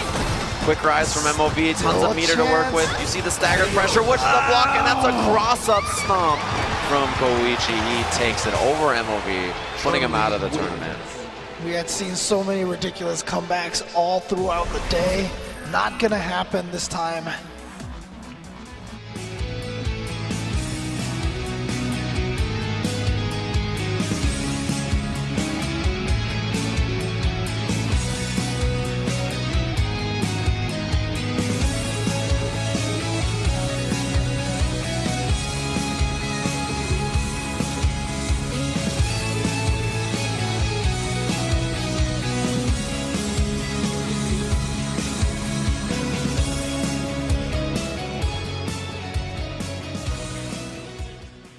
Welcome back to Las Vegas. This year at EVO, we're collaborating with the camera division of the Sony Corporation, helping us cover all of our competitions with a variety of Sony cameras. We're using AirPeak, the official drone of EVO, which is easily deployable, running up to 8K video or 61 megapixel still images and provides a great imaging experience. Sony offers a wide range of camera products, from consumer cameras and camcorders to the Venice Cinema camera to broadcast cameras, including their latest broadcast camera, the HDCF 5500. The HDCF 5500 offers a rich picture quality in any environment, whether you're in arena or getting bodied online. Sony helps you capture the moment. And we got a bunch of big moments for you here at EVO 2022. Street Fighter V Top 8. Welcome back, everybody. I'm Ultra David, and I'm here with James Chen. Boy, what a start so far here. We've already had one player eliminated from the tournament. Of course, Just a Kid going down, finishing in 7th place. But again, what a run by Just a Kid. Really, really proud of him. Again, you know, he said he watched us commentate while growing up. Well, guess what? We got to watch him play in EVO Top 8. But look at this match coming up here. If you were going to name the best in the US and name the best in EU right now, these are the two names that most people would say right now: IDOM and Mr. Crimson. Not only that, but a lot of people's just straight up picks to win EVO this year before the weekend are sitting right here. And not only that, but having had a lot of conversations with folks about this bracket, these are still a bunch of people's picks to win EVO, to come back from loser's side. And for some people, the winner of this match is the winner of EVO. That EVO is decided right here between Mr. Crimson and IDOM. Well, look, it's either going to be EU or America moving forward, and according to IDOM, that means that EU is moving forward. There you go. You never know. Yeah, look, so Mr. Crimson, first time in top 8. Like I said, IDOM had made 5th with 2019. But Mr. Crimson's been killing it lately. He got first in the Saudi event. He got first at CPT France. He got first at Rebel Kumite London a little while ago. And in doing so, he actually beat IDOM 5-4 in Grands. However, IDOM also beat him 0-2 in pools. All right, so it wasn't, we'll see. IDOM, as you said, a lot of people think he's the best. He won CPT NA East. He won offline Combo Breaker 2022. He won offline CEO 2022. Here we go. Between these two juggernauts, we got Dalsum, of course. Crimson said it's always going to be Sim for me in this top 8. IDOM said, look, Laura, this character I'm going to be going with, he feels that some players didn't do as well as they could have this weekend because they didn't believe in their character choices. He said he believes in Laura. Woo, that's a knockdown. But here's the interesting part about this. I mean, like, it's not even fun to joke about anymore. Everyone agrees Dalsum clearly one of the best characters in this game. In fact, maybe top 3, maybe even top 2. Yeah. You know, most people do say Luke is the strongest, but Dalsum is right there. And Laura has never really been considered one of the strongest characters, but the way that IDOM uses this character is just absolutely insane as IDOM takes this first round. And keep in mind, how often has IDOM played against Arturo Sanchez? Exactly, a very strong Dalsum out of New York. So yeah, IDOM knows this character matchup. The question is whether he knows the Crimson matchup. Exactly. And again, they have played before, and it was super close. So well, yes. IDOM's trying to make it look like maybe not that close anymore. Okay, here we go, opportunity, but the throw from IDOM, it is a back throw. And so Crimson had to slide to get away from the cross-up over there, but teleports out of the corner as IDOM continues to take that white damage. The gray health over there. Oh, the crush! Oh my, that killed! Sure did. So Crimson said he's been sent here by the Salt Mine League since he won the series that they had, but he has no official team sponsor. Big ol' hint. IDOM said, I'm already the EVO champion. I've already won EVO Online. Now he's going for his second EVO title. Yeah, but again, he's the only, you can call it this, back-to-back top 8 competitor at EVO this year. It's true. Because he got top 8 last time, and he did lose to Bonchan. Oh no, it was supposed to have been Gale, and it was supposed to have been punished by the elbow. Couple of things, misfires. What is happening over here? No. Oh no, that's a bad. I know we're on the Christmas stage, but you don't gotta give each other gifts like that. Finally, Crimson with the round. Oh man, yeah, you gotta stay in the presence, man. Come on. Here, just starting off with a low punch right away. You saw IDOM try to whip, but what was Crimson sliding for there? Interesting decision. Oh, too far, but too far as well, you guys. Get it together, please. There is definitely some nerves here, ladies and gentlemen, and here we go. IDOM in a great position. Nice double slide by Crimson. Hey, and you got a great comeback character here, to be honest. This could be stone on next one. Yes, and that actually may kill. It's absolutely gonna kill. Crimson ends up doing it after all. Mr. Crimson, again, has just catapulted himself up into the top of basically the highest point, highest echelon of the players in EU. He's been great this entire time, but there's something about the way Mr. Crimson has been playing these during the pandemic, during the lockdown, where he is pretty much considered the best in EU. Only European player to make this top 8, of course. Plus frames. Yep. That was a series. Dalsum's got combos, but now here comes IDOM. Face out a V reversal. Oh, he's so good at using Thunderclap up close. No block. That's a stun. That should be an end of the round right there for IDOM. And so taking round number 1 in game 3. Round 2. Both of them displaying that they have, like I said, a great comeback ability. Shutting down the attempted approach. That was strong whiffs, yeah. Huge opportunity there. Oh, the crush counter knockdown. What does IDOM go for? Nope, no meaty elbow, just goes for the dash forward. Tried to hit with an overhead at point-blank range. It was really close to working out, too. It would have been crushed for that. Okay, here comes the pressure, and again, I love the offensive V reversal. No backdashes for you. Ow. What the? Still here? The shimmy, death, and a item going up 2-1 over Mr. Crimson. Laura wins. Yeah, they both can make it fast on the other one, as you can see. And what I love so far about how Idom's playing is that he's been able to build forward movement pretty quickly, and that's usually really difficult against not just Dalsum as a character, but against the way that Crimson plays. He's usually really strong at holding onto the right spot. But just like this, we talked about how people, Gotchka was jumping in on Daigo, same idea. Jumping in on Crimson, so tough, but Idom's done it yet again. Oh my, the whip punish with the crouching heavy punch. You might be dead because Laura just does so much damage. Dalsum doesn't have a lot of health. He does go for the reset. And now the single hit confirmed into the elbow and Idom, just like that in match point.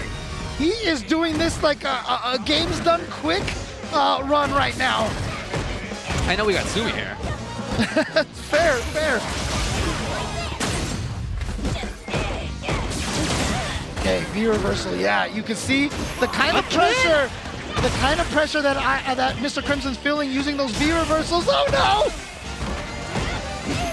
Taking up some time, yes. Taking up some space. Oh my god, what is he looking for? What is he trying to do here? That could not have been what he wanted! And that's gonna cost him the round, the game, the set, and Idom defeating Mr. Crimson at 3-1. But did it feel like a 3-1 to you? It did. It did? Oh, it did. Okay. Yeah, I saw so many jump-ins from Idom that connected over things like stand roundhouse. As Dalsum, you really want to control the space, of course. So you press stand roundhouse, you press medium kick, you press stand medium punch. All these tools you got at this far range. Stand fierce, which also connected. But as you do so, you're busy. You can't immediately also block. You also can't immediately have like a dragon punch or something invincible. So you need to have time to anti-air. And he didn't have that time because Idom jumped at just fantastic timings and fantastic spaces where, for sure, if Crimson had thought you're going to jump, first, you get anti-air, absolutely. But that's just not the expectation that Crimson had, and Idom was able to prey on that again and again.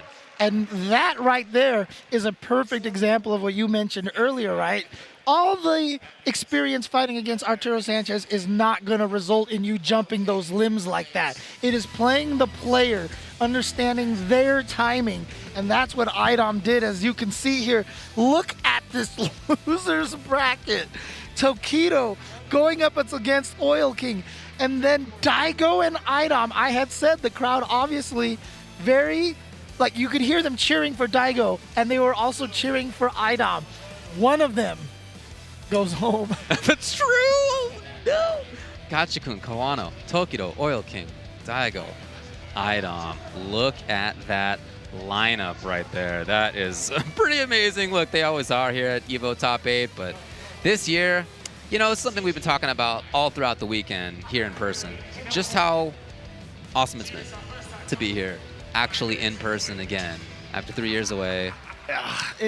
It just feels great. I mean, to be here, you know, regardless of what your role is, right? If you're working the event or if you're just hanging out and playing games with friends and meeting people and whatever it is you like to do when you come out to an event like this, just been awesome to hang out. Dude, thanks to everybody for being here. It's been really great.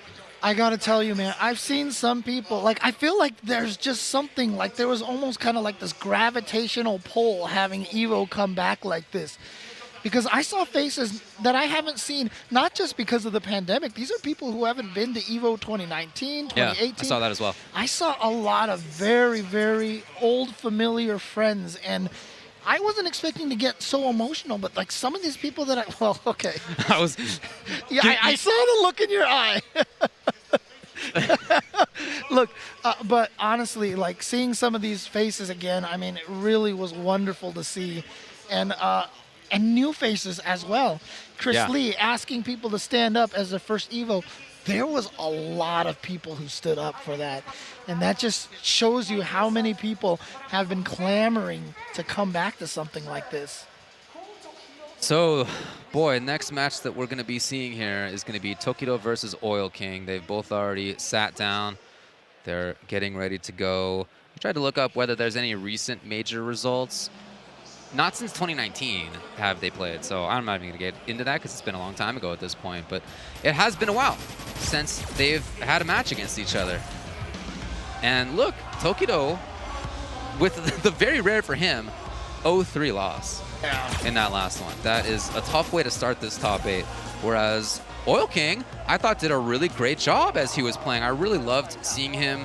Again, he was able to play against somebody who his opponent was maybe not feeling it entirely, was maybe a little nervous, but still the result of his also very lopsided, as you can see, 3-0.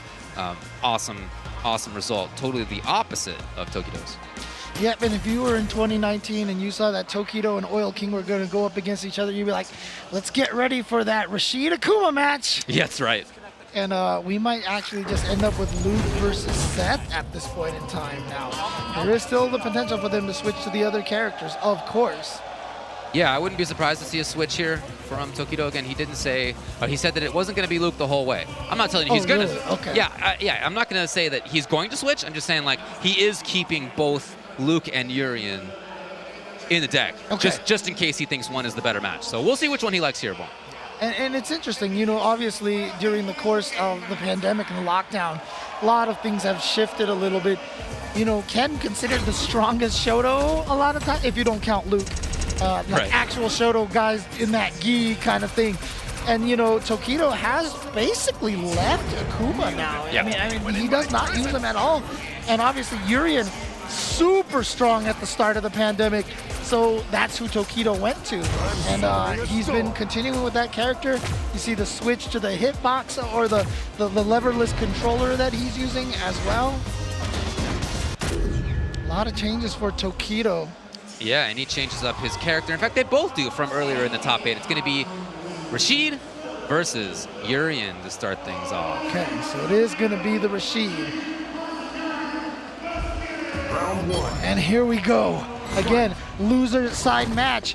Loser of this is out in 5th place. Okay, jumped in on Tokido. A long time ago, he used to have, at the start of Street Fighter V, had a slight weakness of anti-airs, but he kind of he shored that up. But it is still there from time to time.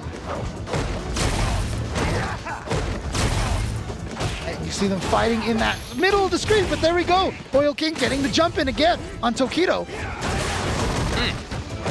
Not a combo, but that's okay. He's got the corner. Oh, too little, too far away. Tokido's been throwing out a lot of neutrals. Oh, back throw. This is huge. The shimmy. Into the reset. Confirm off of the second and third crouching light punches. Okay. Really connected. Just like that, we got a reversal of fortunes here as Oil King. Oh, challenging on the wake up. And there we go. Now, one of the main changes to Urian, we got to talk about this. Obviously, the EX headbutt, no longer a true reversal. Not invincible anymore. Yes, but the EX headbutt is much faster on startup and leads to good combo extensions now. I should say not fully invincible as it was before. Yes, true. Yep, had to roll to get out of there. And yeah, you can't get out. And off of the wall. Let's go! Oh man, that was so sick. That was one of the changes too since the last time we played. A lot of characters with their wall jumps, Dawson with the V-Skill 1 and the teleport. If you hit him out of there, it's a hard knockdown no matter what you hit him with. Oh, soft knockdown, sorry. Yeah, basically any air action if you're hit out of it. Woo! Tokido does the hitting out of his air action right there as he finds the W. But if you get hit out of the air while doing something other than just like pressing a button, you're going to get juggled. Yeah, but the optimization that Tokido had off of that, that was amazing. Standing heavy kick, it was like, I got you with a heavy kick, and most people are like, okay, that's cool. Nice anti. Oh, wait. Oh. Starting off well. Tokido hoping to get a whiff punish, not quite there. And honestly, Tokido, we've talked about the character choices here. I felt like this season so far, this year, that was actually kind of a sick headbutt chase. Didn't work. But I felt like Tokido was kind of in like a little bit of a character crisis. I hadn't seen as much success out of him, but here he is in top 8, so obviously not a problem. Yeah, well, he knew that wasn't close enough to get what he wanted. Here he is, though. Throw, and now the pressure. Oh, look Backing at off that, the back up, setup. yeah. Trying to walk up and block, but he didn't quite get the back motion first. Challenge? Oh, boy. Oh, didn't get the combo, tried to shimmy, beats out the EX! And Tokido does take the round, and right there is the power of the shimmy. Was Tokido expecting the EX mixer? I actually don't think he was. I think he was just trying to shimmy, Meaning just like walk back out of throw range, Right, yeah. and that's the power of the shimmy, is that the shimmy acts as a throw bait and blocks the EXs at the same time. There you go. However, it's Oil King again who's got the corner. He's had the corner. It's not like he hasn't had chances to control things. Oh, baits out the throw. A stun now for Oil King. Probably not going to spend a ton of resources. Actually spends no resources. There it was, but challenged. Yeah, that's so important to prevent. This actually could be one mix-up away from death, depending on the hit. Still got a mirror yet, but now you got to guess. Oh my goodness. One defense by Oil King. Staying alive, retaining control. Oh, he tried to interrupt. We saw him do that earlier. He tried to interrupt, but you know, I think Urian has to interrupt with, I think it's like crouching light punch, but I think he was just out of the range and could not interrupt from there. So good spacing by Oil King. Oh man, he found something he liked in there. He's taking off his hat. Still now finding his way in violently. Okay. Dude, he has been going for the shimmy option repeatedly. Has Tokido even gone for the throw option? And see, there we go, some of the new extensions with the EX headbutt, and finally goes for the throw because he has established that shimmy so much. There's a lot of high-level stuff going on, and at the same time, a lot of it's just built on the basics. And as you said, basics right there is strike or throw. That is to say, should you just block the opponent's attack? Or do you think that they're going to do a throw, and then you got to do a throw tech? Well, those are two basically diametrically opposed options in this game. And sometimes it just comes down to that simple guess. I mean, one of the toughest things about this game, you know, there are a lot of fighting games out there where you can react to the throw and tech it on reaction. That is not the case here for Street Fighter V. Throws are very fast, and the tech window is very small, so you have to tech through anticipation. That is why the shimmies work, because you feel this like, he hasn't attacked yet, that must mean he's throwing. And so you try to tech, and that's what causes you to get hit. All right, well, he didn't like it. He didn't like how that went, James. That was not to his liking. Did he like that, or did he not? I don't think he liked it. If I had to guess, I would say, no, sir, I don't like it. Tokido with a dominating lead, but we are switching to Seth now. He didn't like it. It is now SIN versus the Illuminati here. Oil King versus Seth versus Urian. Oh, down fierce. Taking his advantage turn right there. Yeah, if you see Seth spin all the way around, then that's going to be Seth's turn again afterwards. So this character has great ways to get through projectiles. B-skill, kickity kick, Tatatsu. Also jumps, obviously, again. Oh, dang, going for the hard combos right there. Nice. Yo, with roundhouse on that? That was sick. There's Oil King going with his own shimmy, then goes for the throw, and Tokido does tech it. And again, Urian, that Aegis Reflector is still pretty good for comeback. So this is not Oil King. Oh, never mind. Jumps over to the fireball, gets it. All right, so this change working out for Oil King very, very well. Yeah, if he can really remove the fireball as an option, that would be huge for him. So far, he's doing a really good job.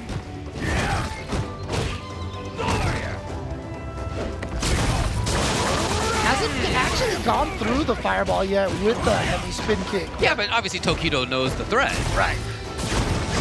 Oh, and I've often said Tokido's success with Urian comes down to how many raw EX chariot tackles he lands on the opponent. That one there blocked.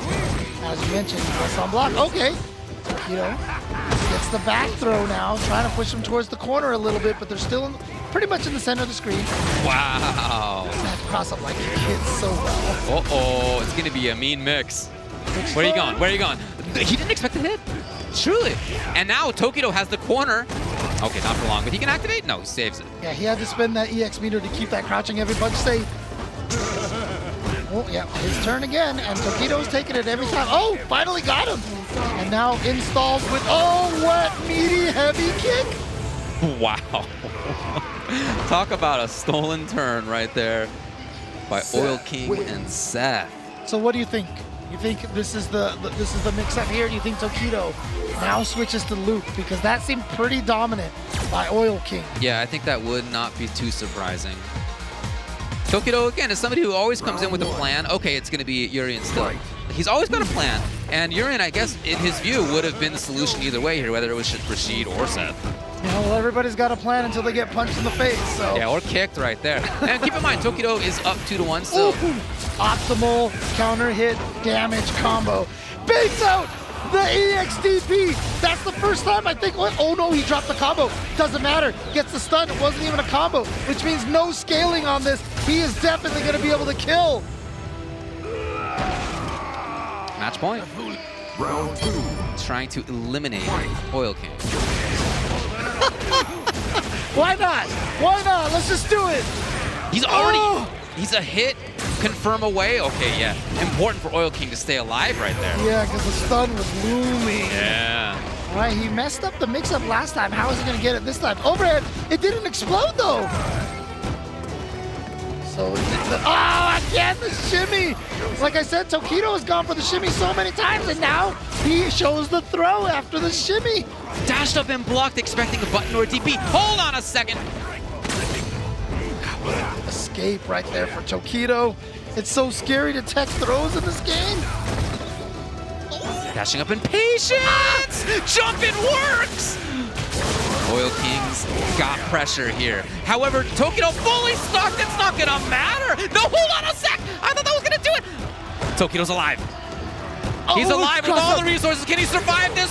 Oh, that's one of the changes to set. After the axe kick, not nearly as plus as before. So Tokido, of course, is going to challenge, but Urien with no 3-frame button ends up with the trade. Tokido, however, still at match point, gets another shimmy. Drops that, the EX headbutt, not enough range that time. Tokido jumping, ow. Chopped the leg. You ever just punch somebody's leg on the floor? It's shades of Urien versus Makoto in Third Strike. No, still explode. Yeah, you can't be reversal that. That's one of the big changes. It does depend on what the set sets up, but Oil King definitely had that right. Yep. What? This is such a scramble right now. Oh yeah, and they both got the resources to maybe kill him the next hit. Yep, one hit death right now. Tokido again, like I said, he has been jumped in a lot on at the end of these last 2 rounds. The anti-air not on point. Yeah, but you see him looking for anti-air now. Okay, ground focus. Suddenly no anti-air now. As soon as Oil King saw that Tokido was looking for the floor, he's gonna get him to spend it. Oh wait, I thought he could be reversal there. Seth wins. Okay, but I mean, I thought he was gonna do it because I thought that was a smart decision. Because you get him to spend the V reversal anyway, and now he does not have the Aegis Reflector for the comebacks. And so I thought that was a great decision by Oil King despite, anyway, but then Tokido just didn't be reversal. Well, he sticks with Urien here. No switch over to Luke. It's gonna be this character. One of them goes home after this game. Yeah, it looked like it was gonna be all Tokido, but the character change for Oil King has paid off in spades right now. Yes. The range on that crouching medium kick. Here we go, the setup, what's the mix-up? Oh, finally the mix-up works, but he doesn't get a full combo off of it. Tokido finally gets the anti-air, the mix-up. The shimmy again pays off. He's got another mirror, yeah? And, oh, he walked into the throw range. Oil King still here, pestering. Trying to waltz in for something. Tokido finds the hit first. He's on match point. Oh my God. I can't take this. I can't take this. Match point. Hold on. Got him. Just in the range to get that vacuum in there. Oh, the counter hit for Tokido gets the confirm. And now the throw option. No more shimmy this time. Okay, he does go for the shimmy again. Spending the EX to keep himself safe. Check out those blinking bars on the left. Oh, try it! What the heck? That miss? Here we go, though. All right, that's the mix-up. Okay, just jumps away. Very similar way to escape the Aegis. It's punished right here. Too high. Tokido's approaching. He's scheming. Oil King's in trouble. Yeah. I mean, if Tokido can get a good hit in, then Chip becomes a... Actually, no, he just got... All you got to do against somebody who can hit confirm crouching medium kick well is block, and Tokido got hit by that crouching medium kick. Here's Oil King. Can he find his way all the way through? No! He tries to steal a turn, but Tokido with the crouching light punch check. Do you remember on the winner side, Kawano, so many times going for the frame trap, so many times going for the meaty? That might be the read that Tokido likes to challenge with the buttons. Oil King there, who may not have studied or have that kind of familiarity that Kawano does, tries to steal a turn at the very end there, but Tokido does indeed check with the crouching light punches. He takes it, and Oil King has been eliminated, and Tokido moves forward. As we move forward in the tournament, we'll take a little look back at the replay here between these two. There were some high moments in here. There was the confirm on the low medium kick. And it looked briefly like Oil King was going to make this happen. Yeah, you see the throw here, but there it is right there. He just got a little too greedy, and Tokido had the... and Tokido's like, yes, okay, thank you. Thank you. Yeah.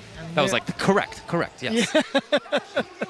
And Tokido does continue to survive, so Tokido's still alive. Again, started off on the winner's side of the top 8, but now sitting here on the loser side where it's just so dangerous. He survives that one, but now has to face off against the winner between Idom and Daigo. Yeah.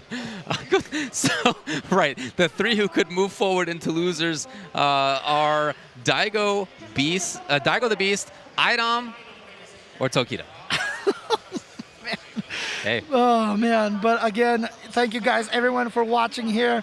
And just as a reminder to everyone, Street Fighter League, thank you for adding the Europe Street Fighter League to this. I am so elated for the European scene. They have deserved this for so long. But this will all be streaming later on this year on Capcom Fighters and Capcom Fighters _JP. And so just get ready for all of the Street Fighter League action during the course of this, the rest of this year. And of course, we have a lot more Street Fighter action later on today. Don't go anywhere. It's all coming after this break. ZY. Flash kick. Oh my goodness, now watch it. Daigo gotta be careful now. Oh my sweet child of mine. Take the throw. He's gonna take it. He's ready. Ow! Defense, throw me! Wow! He said, come on, don't try to hit me. The guts. That was nothing but guts. That's berserk. Come on, don't try to hit me. Hit me. Look at Morpheus right there, Daigo. Morpheus the Beast. That is what Morpheus said, yeah. He said, don't try to hit me. Good stuff. One game for Daigo the Beast. That man, not only is he kicking your ass Dolo, but he got a really big team and he do really nice things. Oh, the donkey kick, the yeehaw! He is on it. He's definitely on it right now. Great spacing. I'll take that trade any day. Good thing it wasn't an EX. All right, so check this out, right? So apparently Guile got nerfed because, you know, back in the day, back in the last season, you could flash kick and then get a frame trap after that. Now, when you get flash kick, you get pushed all the way to the end of the screen. Now tell me, is that a nerf or a buff? It could go either way. I think it's a buff. Oh. Let's go, XYZZY. Polluting the streets, looking like Captain Pollution. Here we go, nice. Oh, right into Free Willy, free admission to SeaWorld. Flash kick, Umehara style. This man really is just letting it fly. He's letting it go. Oh, he tried to hit him with a fuzzy guard. No way, Jose with a fuzzy. Oh, forward Sabat. Forward, advancing forward, never backwards. Only sometimes when he's charging. Sometimes. Most of the time. What am I saying? Okay, match point here for Daigo. What's up? Work with me. Does Birdie have any idea of the patterns? Can he pick up on anything? Daigo. It's not looking too good. Your brain is humongous right now. Good God, it's pulsing. You see the veins. Get off of me. He's not worried about anything at all. Look at that. Oh, Look at that. no. Daigo the Beast. He is going to advance in the win. Is he dead? No, he's not. Not yet. He didn't get the super in time. Oh, my Stop goodness. it. Did you see the Sugar Shane Mosley, the chimichurri, 24-hour truck? He did the Sugar Shane behind the plasma. Daigo. Behind the plasma. Daigo, you need to cut it out.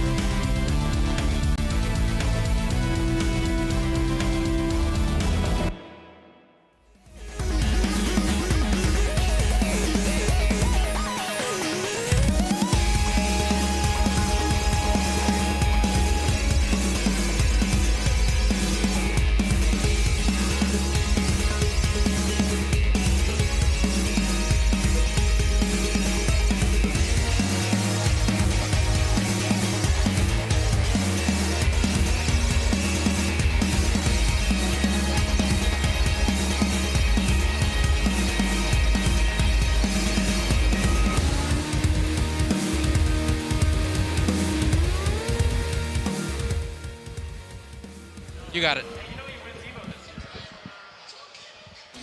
We are coming to you back from the Mandalay Bay here in Las Vegas, a wonderful venue and the home of Evolution for the past few years now, and it's surreal to be back here. I mean, we haven't been back here in a while, but it feels good to be here.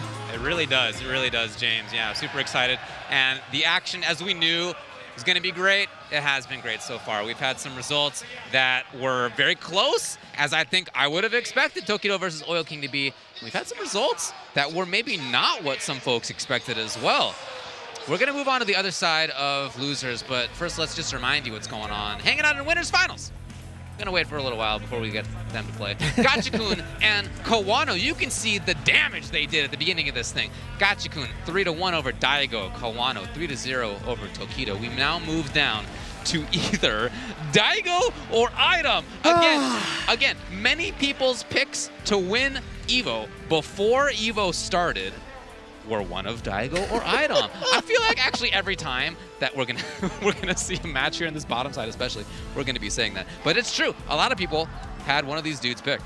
Yeah, I mean, look, after Daigo or Idom gets eliminated, then they gotta fight Tokido, another fan favorite. Absolutely. Absolutely. Dude, it's just, this is what happens with all the top eights, man. It's just literal heartbreak after heartbreak after heartbreak. And you know, it doesn't matter who you're rooting for or who you're a fan of. These players put so much on the line.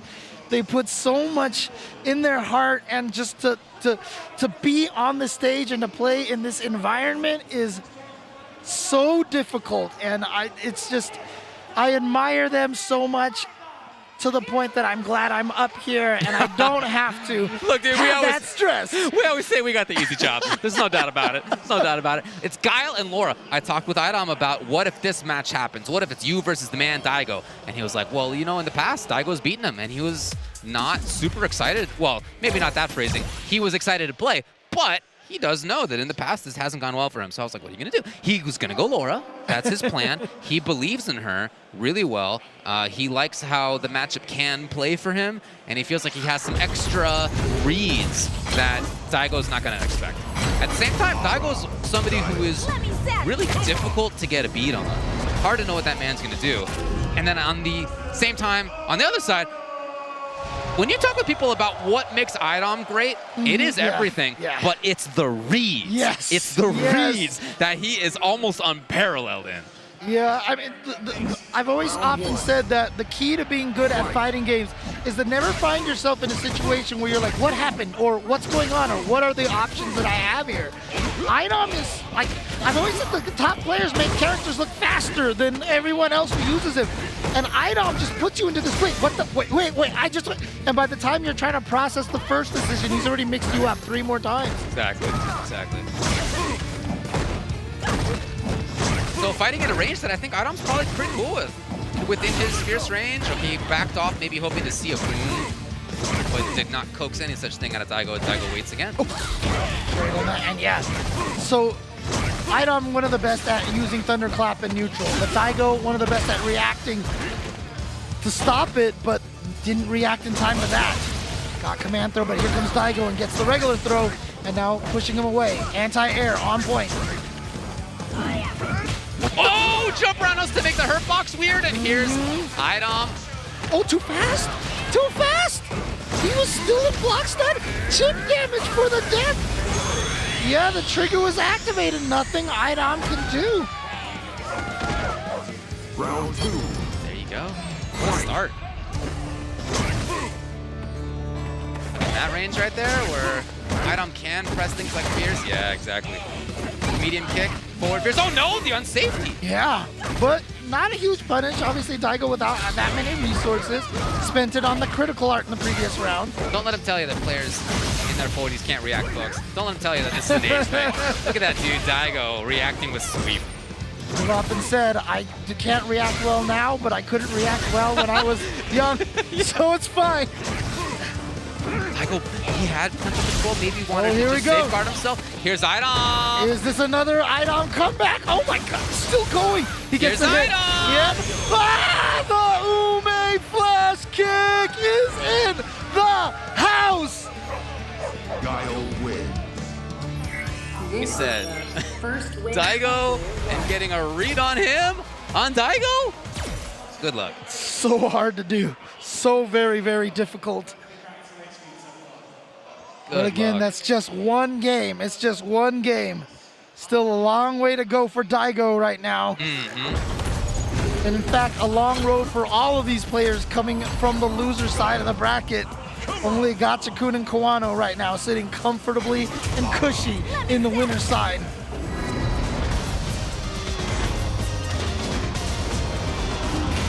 I'm sticking with it. I asked him if Poison's coming out during this top 8. He said it's just, you know, based on matchups. We'll see. Then one thing about talking about fighting games with IDOM is that he's real calm about it. He's just like really almost dispassionate when he talks about it. Just for a matter of fact. Yeah, it's interesting. I'm curious why not the Poison choice, you know, having the EX love tenders to go through the sonic booms. Yeah, even regular whips go to trade. But, you know, he's the one who's there. And like I said, he said that he's confident in Laura. Yeah, you mentioned that he said you have to believe in your character, and that's what he's doing right now. But Daigo is just putting up a wall. And here comes, the reactions yet. Daigo said, you cannot sneak a thunderclap on me. Got the anti-air.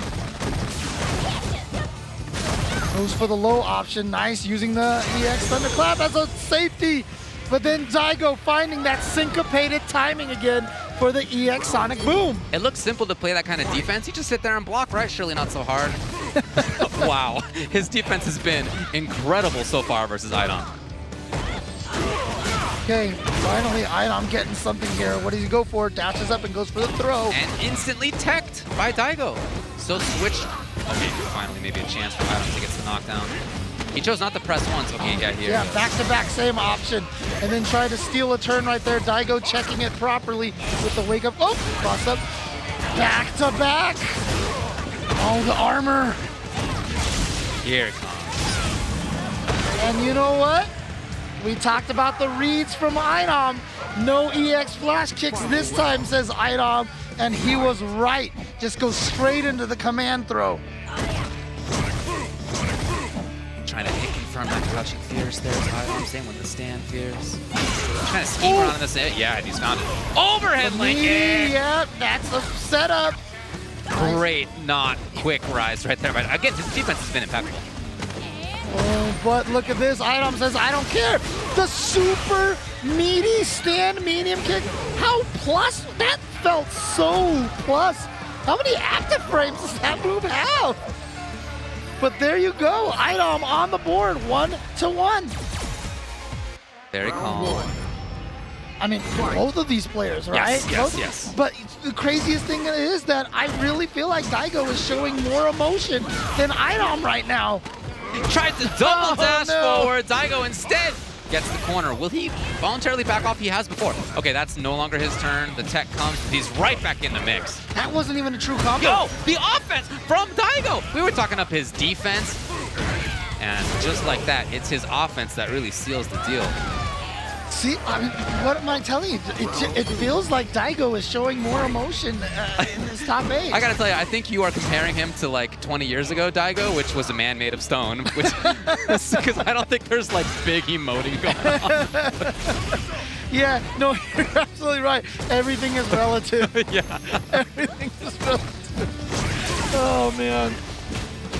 Oh, there we go. The counter hit confirmed for Idom. Now with the corner pressure, here's part of those reads. What does he do next? Goes for the meaty elbow. Hard to time, but oh, he got the crush again. Idom now one hit away. The shimmy, and Idom brings it 1-1 here in the ever so important game number 3. That offense that Daigo had in round number 1, I feel like is going to be so important as this goes on, because the more it goes on, Idom seems like he can solve Daigo's defense more and more. Daigo's got to not play. Oh, yeah. When he's on the back foot now, yes, so important, like I said, to get away. Oh, that wasn't fast enough. Daigo blocks and gets the punish. Oh, the crush counters again from Idom. I swear he makes it look like Laura's standing heavy kick is a Dulcim limb. Defense! Oh, what a D? tech. Still pestering. Idom's got the knockdown. EX! Daigo's out of it. He gets a punish. Now, like I said, his offense, this is where he needs to run it. All right, so he goes for the full combo here. Knockdown, flash kick. Okay, mix it, the meaty. And he did. He ran it all the way through on that offense. Daigo! What?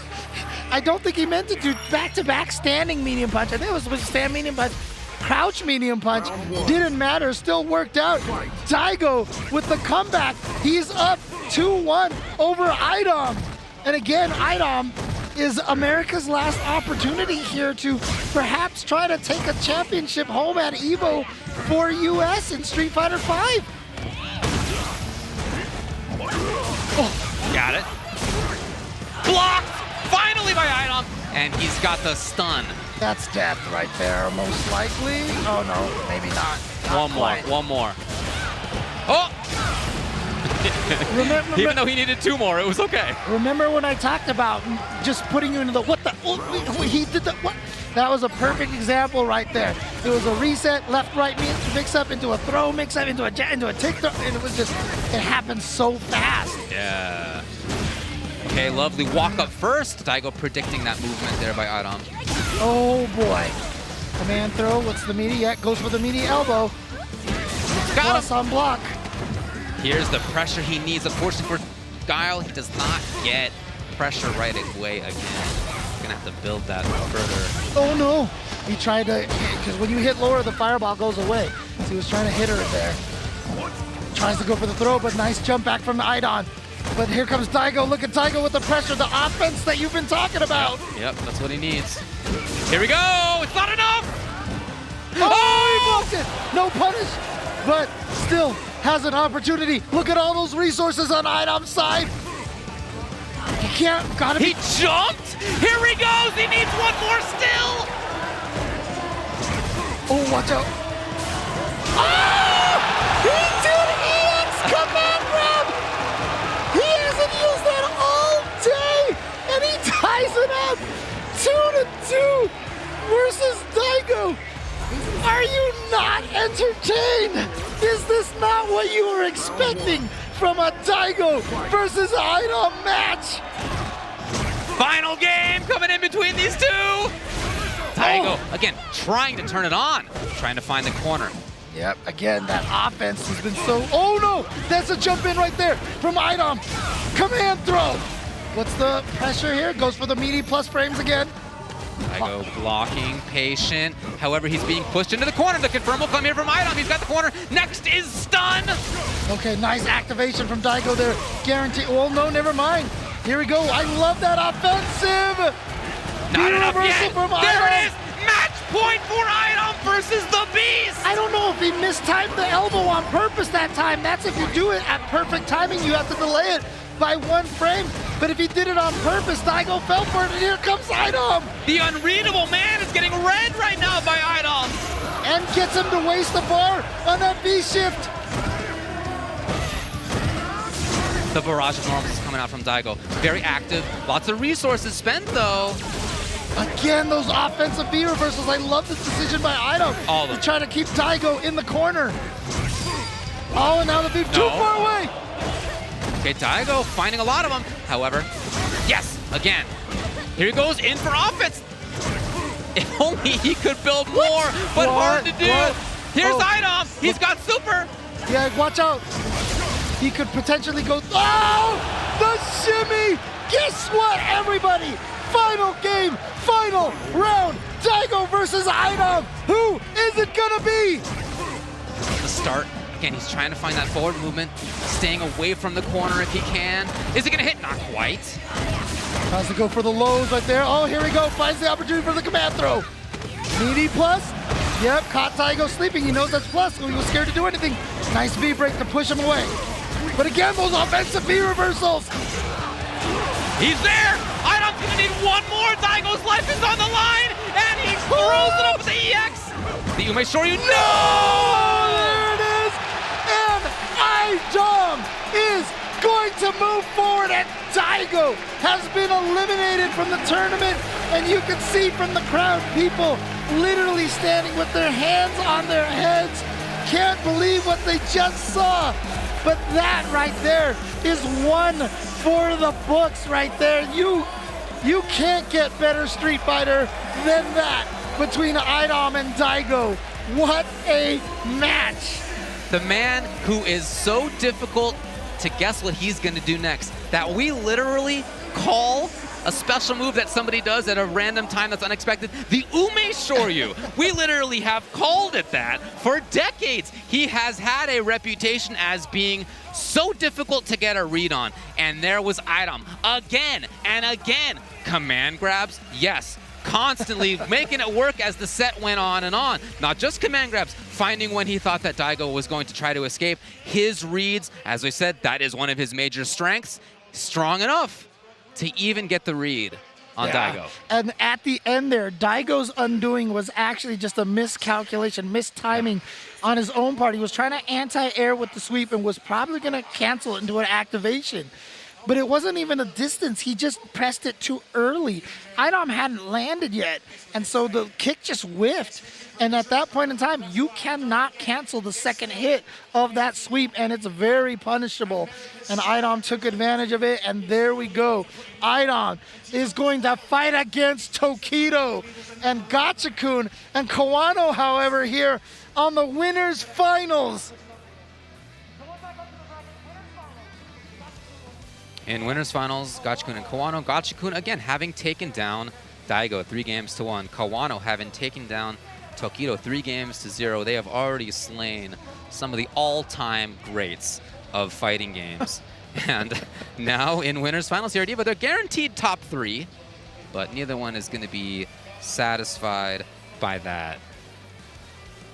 When it comes to matches against each other, I tried looking it up, and I did find some results, but nothing that was like major and recent. And again, the game has changed. If you haven't watched Street Fighter V in a while, maybe since the last EVO, then some of the mechanics are different. We've been talking about V shifts, for example. That is a new thing. Some new characters in there. Lots of characters have lots of new options. So there's lots of stuff that's changed, and I'm not really going to talk about what happened in 2018.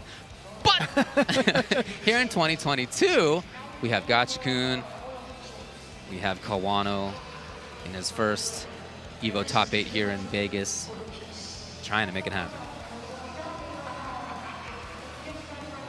And this is an all-Japan affair here. They came in on the winner's side. All 4 Japan players on the Japanese players on the winner's side.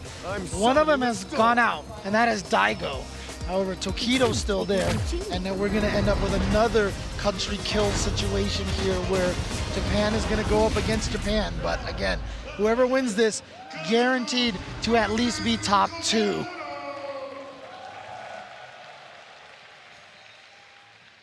Three players from Japan remain. Only item from the US and from the rest of the world remains. Again, Gachikun said that he wanted to be the first to win both the CPT and EVO in Street Fighter V. Hasn't happened yet. Kawano, you know what he also said? He said, subscribe to my YouTube. Truly the next generation. There's the young entrepreneur right Yeah, there. yeah. I appreciate it, Kawano.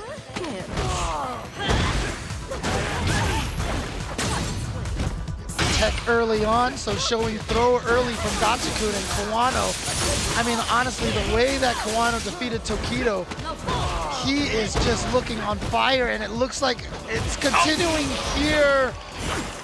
And of course, a little ironic to say that he's on fire considering he's using Colleen. But, I mean, he's putting his opponents on ice, honestly. Gachikun with the knockdown. So we have seen Kawano go back to this again and again, trying to EX counter. Oh. We saw it a lot last time. Didn't work this time. Gachikun's got the knockdown. And maybe, no, he's not going to go all the way through. But he's down to a grab or a hit for the dub. No? What a block Kawano on the lives? empty low. Yes. Uh-oh. Uh-oh. I mean, still going to be tough. But at least this is the start. Uh-oh. No more V-trigger for Kawano, though. Uh-oh, still trying to move forward, plus on the medium. Chip Here. damage is a threat. Chip damage is a threat. Gachikun can end this really easily with a Eagle Spike into super. Man, would Kawano counter? Is he the greatest of all? He jumps immediately! I feel like that was a frame-perfect jump, James. I know, right? It's like he just knew the moment. Oh, and that's great for Gachikun. Didn't have to spend a single bit of resource to get that victory, so he's going to come here into round 3 with a full bar. Medium again. Yeah, we've seen the spacing trap that you talked about that Kawano's used. Yeah. So Gachikun not going with the light button, going with the medium button. That's how you stop those spacing traps. Or just by taking a big old turn. Hold on. Finding the hit most of the way into the sunlight. Ooh, straight on wake up. That's great for Gachikun. Wow. Tried to get a crush counter there, maybe on a backdash or a button press, or even a throw if he's got that V-trigger activated, but you can see hasn't been able to do much with it so far. Whoa! Trigger 2, there it is. Okay. Kawano ready to go. Super. Oh. Activation. He's got a lot of meter. He's not going to go for the super. He wants to make sure that it is going to kill. Anything into that super is most likely going to be a death count. Just didn't expect it. Oh, he was like 2 pixels away from throwing him. Yeah. Low all of a sudden at the very end. Kawano's going to find game number 1. Whew. I mean, honestly, Kawano in round number 1, like I said, he was looking like a man possessed, you know, ready to take things. Then Gachikun just ran almost right through him. Obviously, Kawano started making the comeback in round 2, but was halted. But now Kawano taking round number 3, going up 1-0. And right now, by the way that, you know, the 4 players on the winner side of Japan have been playing, Kawano looks like he is the most focused, getting these counters as well. These counters, I mean, Those have been amazing. Has he missed that, any of them? Some of them have been thrown, but okay, he's got a good success rate, though.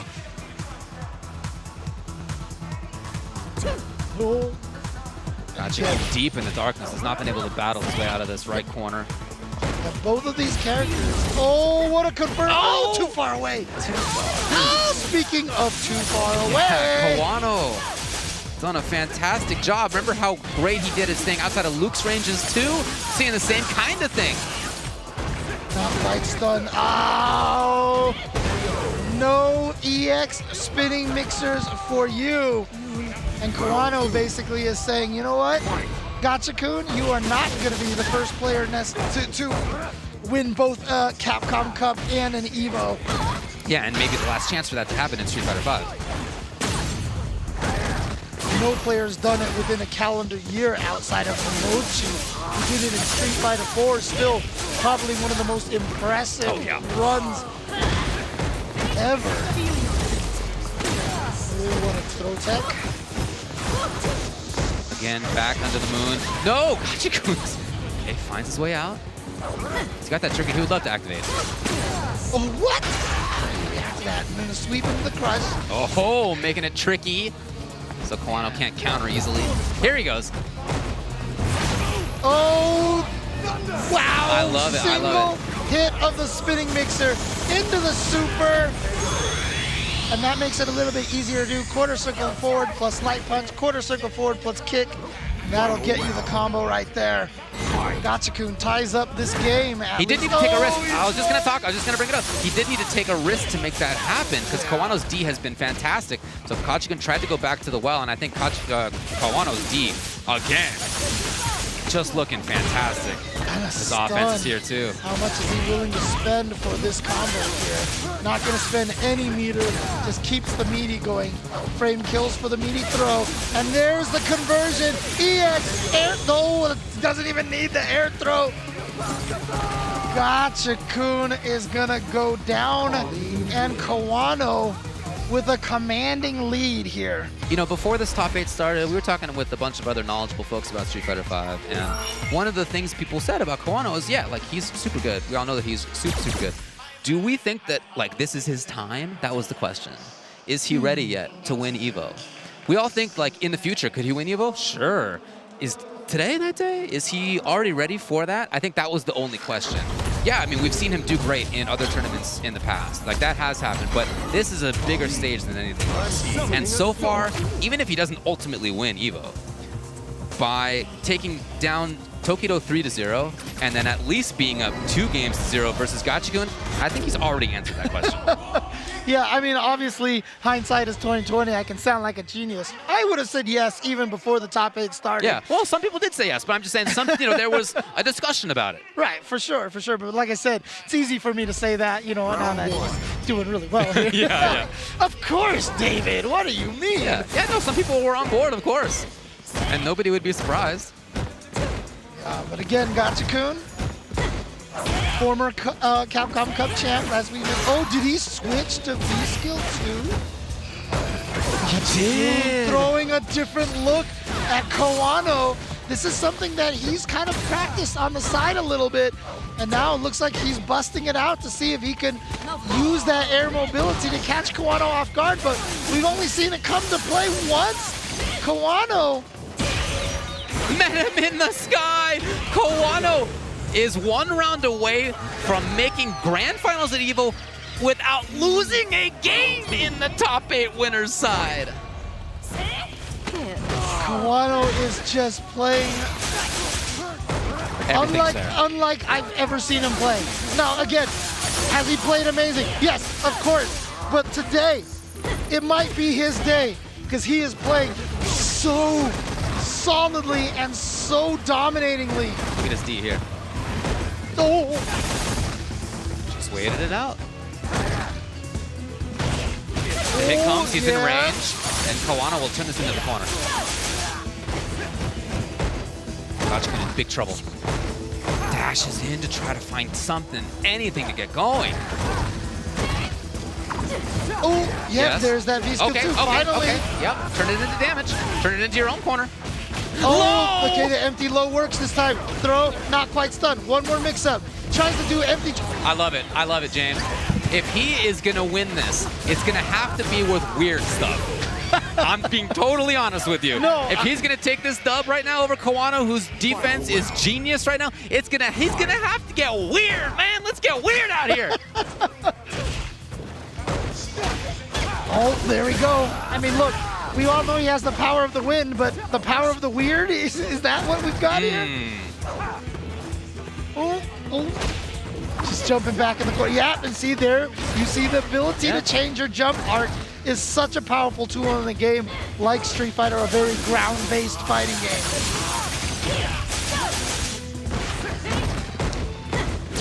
Oh, V reversal out of there. Yep, nice. Very little damage taken, just that light kick, and now he's back out. And yeah, so every time he jumps, you have to think about potentially that V skill coming out. But Kawano taking the life lead off of that back throw. Evasion, gotta block this. Oh, too early! Gotta block. Oh! Here's Gachikun trying to make it happen, trying to take a game here. And Yes! The scary part about that is that honestly, the throw might not have killed, but it was still going to be a checkmate situation. He had no V trigger. Gachikun had all the meter for the super. So even if that throw hadn't killed, that's why Kawano was so adamant about teching it at that point in time, because he couldn't take the throw. Let's get weird, baby. Gachikun. Let's get weird. Surviving. Oh, and now he gets a big jump in and confirms into a super damaging Let's get weird. combo. Stun, yes. Is he gonna go for a reset here because of a little bit of the scaling here? Nope, just gonna go for the knockdown. Kawano trying to find what was so successful for him before. Back when the play was much more conventional, much more about the ground. Woo! Well, we talked about the interesting air movements, having that new weakness, that nerf. Oh, there's the birth for Rashid. Obviously, they changed the trajectories of going off the wall, you know, to make it so he can't escape as easily, but still, there's definitely a lot of new uses out of it. Okay, Kawano keeping his eye on the anti-air. And the match has become so much about that, so much about the air approach. So here Kawano trying to settle it down. Just make yes or no choices, and he's making a lot of them. Making a lot of right ones. Goes for the straight up combo here, gets the knockdown, sets up the frame kill into the throw. Press meeting tick here. That was weird. Here he goes. Oh, what? Yeah, you're gonna take the throw when you have that. Oh, he's so close to stun. He faked the empty jump. He pressed that heavy punch so late. Look at this damage. What's the mix-up? Oh, no, where are you going? Oh, low. He didn't get the kill. And he does ultimately Gachikun. Oh, man, all over the place. This Benny Gesserit has mastered the weirding way. I've never seen him play this wild. And he needs to do it. He's making this uncomfortable for Kawano, and he has tied it up 2-0. And he has had this V skill 2 in his pocket. It is coming into play because not only is it a great jump arc changer, it's kind of the combo V skill. There's always like the utility V skill, the combo V skill. And really, honestly, V skill 2 for Rashid gives him some sick conversions. Kawano, yes, that's the play right there that made him go up 2-0. 91 seconds stun. Right? That actually is like maybe a record in top level play. That was incredible. Gachikun caught on the ground. Yeah, not but where he made a comeback last time. He wants to be up there with the clouds. Oh no! Kawano just going for a defensive throw, and Gachikun didn't press any buttons. Here we go. They saw Gotta it get this time. funky. Yep. Gotta get funky. Yep. Oh, what? Oh no! Kawano. Okay, does find the round. Match. Maybe a little unsettled though. Match point for Kawano. Dude, the mix-ups that he has with that V skill 2 are ridiculous. There we go to the corner. Oh, good block. Got hit out of the air. Can't get out just yet. What a decision. That's what Kawano was looking for before, yeah. Oh, no. Oh, no. No, that's punishable. And see, this is what I mean by it's the combo V skill. Look at this. What? No! Come on! What's a poor Kawano to do in this situation? What is happening here? When that V skill debuted, people were like, okay, this is broken. I can't believe you gave this to him. But V skill 1 was just too useful for Tornado and the roll forward for the plus frames. We haven't seen it into this kind of level of surgical precision being used that Gachikun is demonstrating here. Catches it. Here's Gachikun. He's got the corner. Here he is. Trying to press. Kawano in trouble. Gachikun, will he make this complete comeback? He's threatening to do so. Kawano trying to stay solid. Out of there. Using that precious trigger resource as a way to escape. And if you're Gachikun, you're okay with that, honestly. Up there with the birds? I've heard a bird loud. Bird Rashid is ridiculous. I mean, they gotta change the voice for Rashid to say, like a bird. Here comes Kawano. Can we? Oh boy, Gachikun was committed to blocking. He's in trouble all of a sudden. It's Kawano who has him on the ropes. Okay, but Gachikun's gonna come out of this with full resources. The throw. Where is anybody? Okay, Gachikun. Uh-oh. He spins one of the bars, and no. What a challenge. This is that grounded play, though, that Kawano has had success in. So Gachikun trying to go to the sky. Anti-airs for Kawano, though. Kawano getting to the goal. It's not enough. Look at the time as well. 13 on the clock. We're running out of time. Gachikun has run out of life, and Kawano manages to barely survive the onslaught that Gachikun was mounting. He was climbing all the way up to that hill, and at the very apex, he was cut down by Kawano. Oh, did you see the reaction from Kawano? Throwing his head back, arms straight out, pump, fist pumped down there. He is guaranteed top 2, but you know, for an event like EVO, honestly, it's all or nothing, man. Being guaranteed top 2 doesn't mean anything. It's about that first place. It's about cementing yourself into the history books. Look at this ending right here. Got the hit. And then the tick throw is gonna do it. Gachikun tried to stay solid and not get baited by the shimmy, but Kawano went for the throw. And Kawano barely staves off that amazing comeback by Gachikun. A genius adaptation by Gachikun, if I'm honest about that. I absolutely loved it. When he was doing things that were off the wall, I guess literally, he just, that was exactly what he needed. That grounded play, which he's great at, to be clear, in general, he was being outplayed at. Kawano had fantastic footsies, just excellent pressure, excellent defense against the normal stuff. So Gachikun just threw a monkey wrench in it. And with that V-Skill 2 change was so much more unpredictable. And it was that unpredictability and that ability to stay away from where Kawano had that grounded control. That was a huge part of why that did almost happen for Gachikun. I mean, that's a heartbreaker for Gachikun, of course, but he's going to be in losers finals. He's going to be waiting there to see who comes up. Is it going to be Tokido or Idom? But he is still not out of this yet. I mean, Tokido especially knows this more than anybody. Getting into grand finals from the loser side, getting a reset, taking the tournament, definitely possible. And EVO, man, we're here in the top 8 for Street Fighter V. Woo! We knew it was going to be good. But some of these matches are among the best that I've seen in Street Fighter in a long time. Yeah, absolutely. But again, you know what? You don't want to, look, you clearly do not want to miss any of these matches. Do not leave your seat. You have to go to the bathroom, grab a snack, go for it. But still, make sure you're back and planted on that chair to watch the matches after this break. Shoutouts to Astro Gaming, the audio partner of EVO 2022, providing audio for EVO tournament stations with their A40 headset and Mixamp Pro TR products so competitors can have an amazing tournament audio experience. Go visit astrogaming.com to pick up your own A40 headset, Mixamp Pro TR, or audio-related accessories.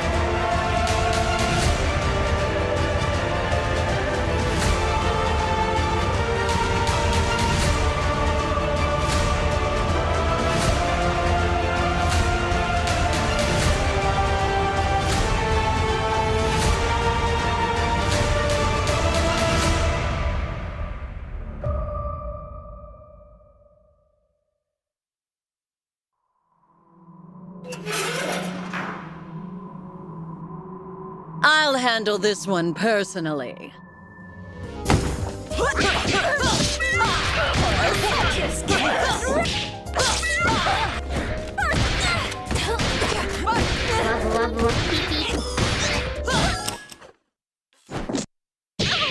What fun! Hey, catch!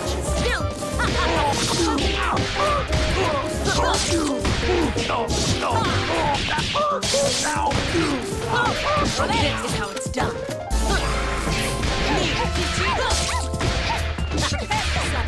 Farewell!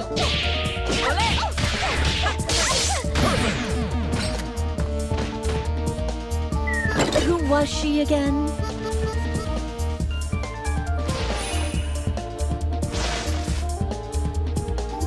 Coming soon to Skullgirls Second Encore and Skullgirls Mobile. Check out the latest apparel from Tenno.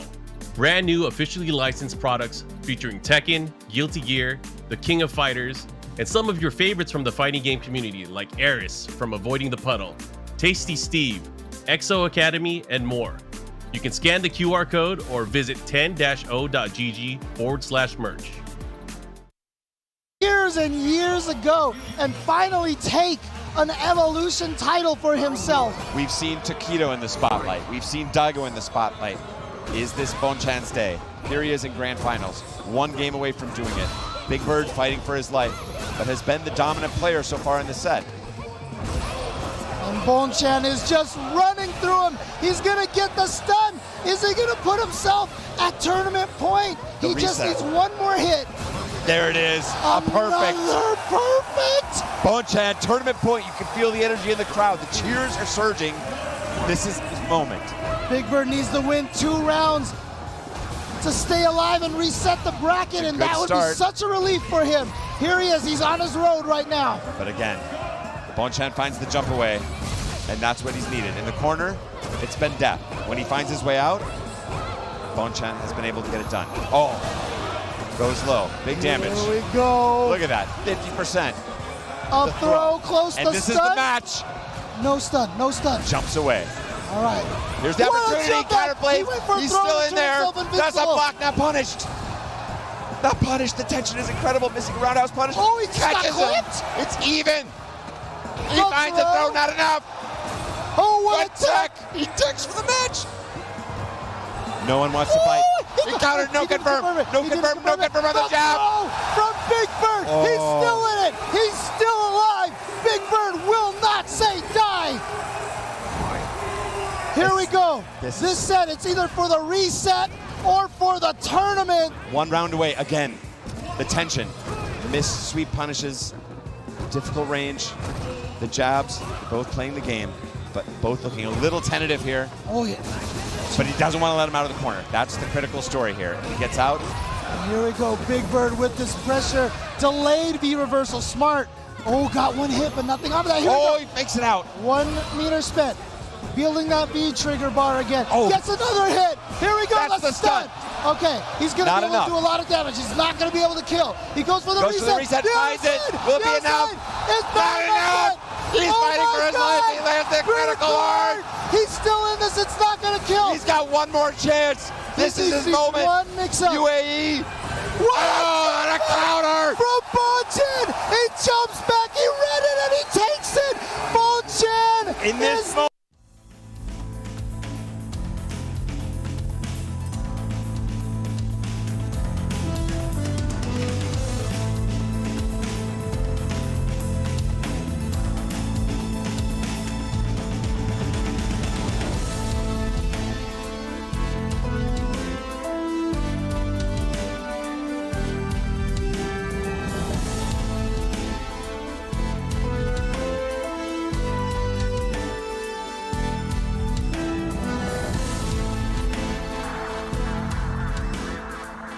And welcome back to Evolution 2022. If you just tuned in, what are you doing? What are you doing? There have been so many. What happened? What happened? There's been so many great matches here, and I hope you have been around watching this whole entire set. because it's only going to get better. Idom, who had one of the matches of a lifetime, one of the greatest matches I've seen in Street Fighter V versus Daigo. And now he has to go and face Tokido. Oh, go back to back. Doesn't get any better than that. Oh, my. And what? Oh, man, this is going to be a crazy match again, but really curious to see what Tokido decides to go with, because it really feels like to me Idom is just all in on this Laura. Yeah, it does seem that way. So what is Tokido going to do? He showed the Luke. Didn't really work out for him. And he's had more success with Urien so far. Yeah, that's true, including yesterday where he only played Urien all the way through. Here we go. This is what's happening. Top 4. That's where we're at. Gachikun, of course, having lost just now to Kawano. Tokido and Idom coming up now. Winner will get into losers finals versus Gachikun, who, you know, again, although having been sent to losers, boy, if that had been a first 5, maybe a different result, man. He was really catching on to things. But Kawano stayed alive, stopped the bleeding. You know, and Gachikun's in losers finals. I just have to add this. Someone just won a PS5 down there. Nice. In a rock, paper, scissors contest. This is what you're missing out if you're staying at home, okay? Yeah, there you go. The opportunity to win a PlayStation 5. But here we go. You can win certainly a lot more than that if you can survive this match.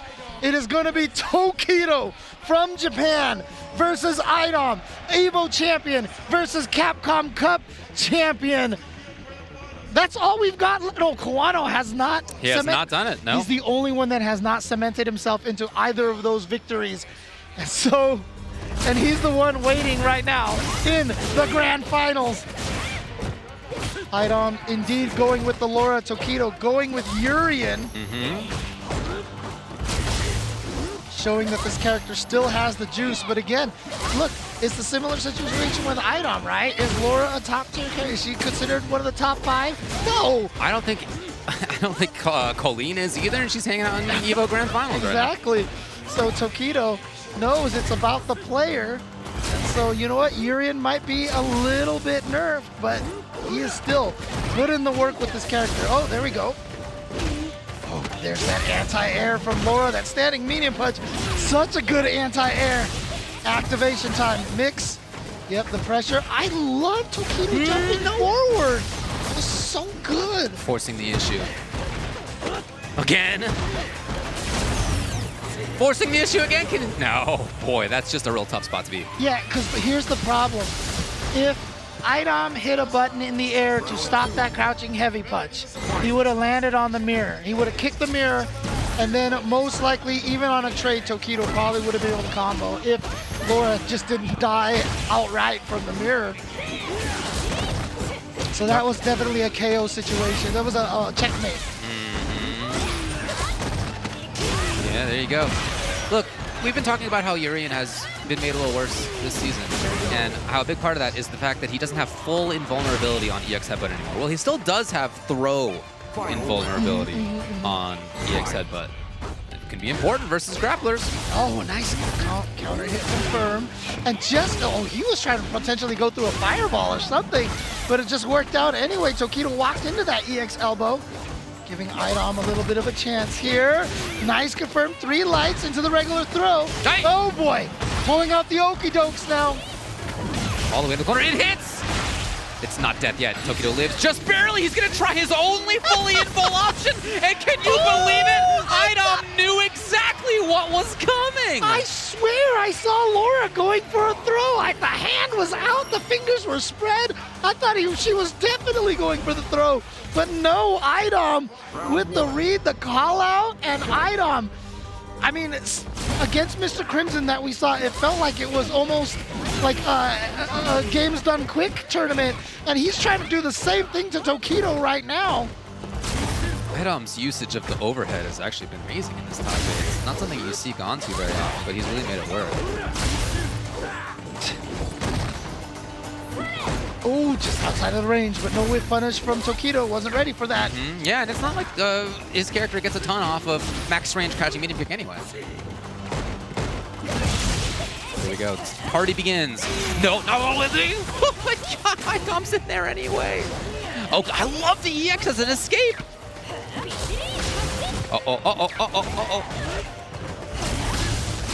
There it is. Putting up the fierce. That trigger survives here for Idom. Big plus rank advantage, meaning it's his turn. He gets to do whatever he wants. Out of there. Tokido's gone, yeah. What a neutral jump. It's not enough to kill. Uh-oh. Oh, this is so... Heat challenge. Not gonna let you... All you can do is laugh, James. The bravery of that. The bravery. I mean, is it bravery or, as you said, is it the reads? Is it the Well, of course it's the reads, yeah. Jeez. Idom just not.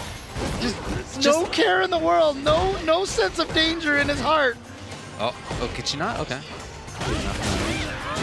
Uh-oh, here we go again. Oh, everything, I swear, is elite. Again, he's made it so uncomfortable for Tokido, and he prioritized the reset, and this actually might be it. Not quite, not quite.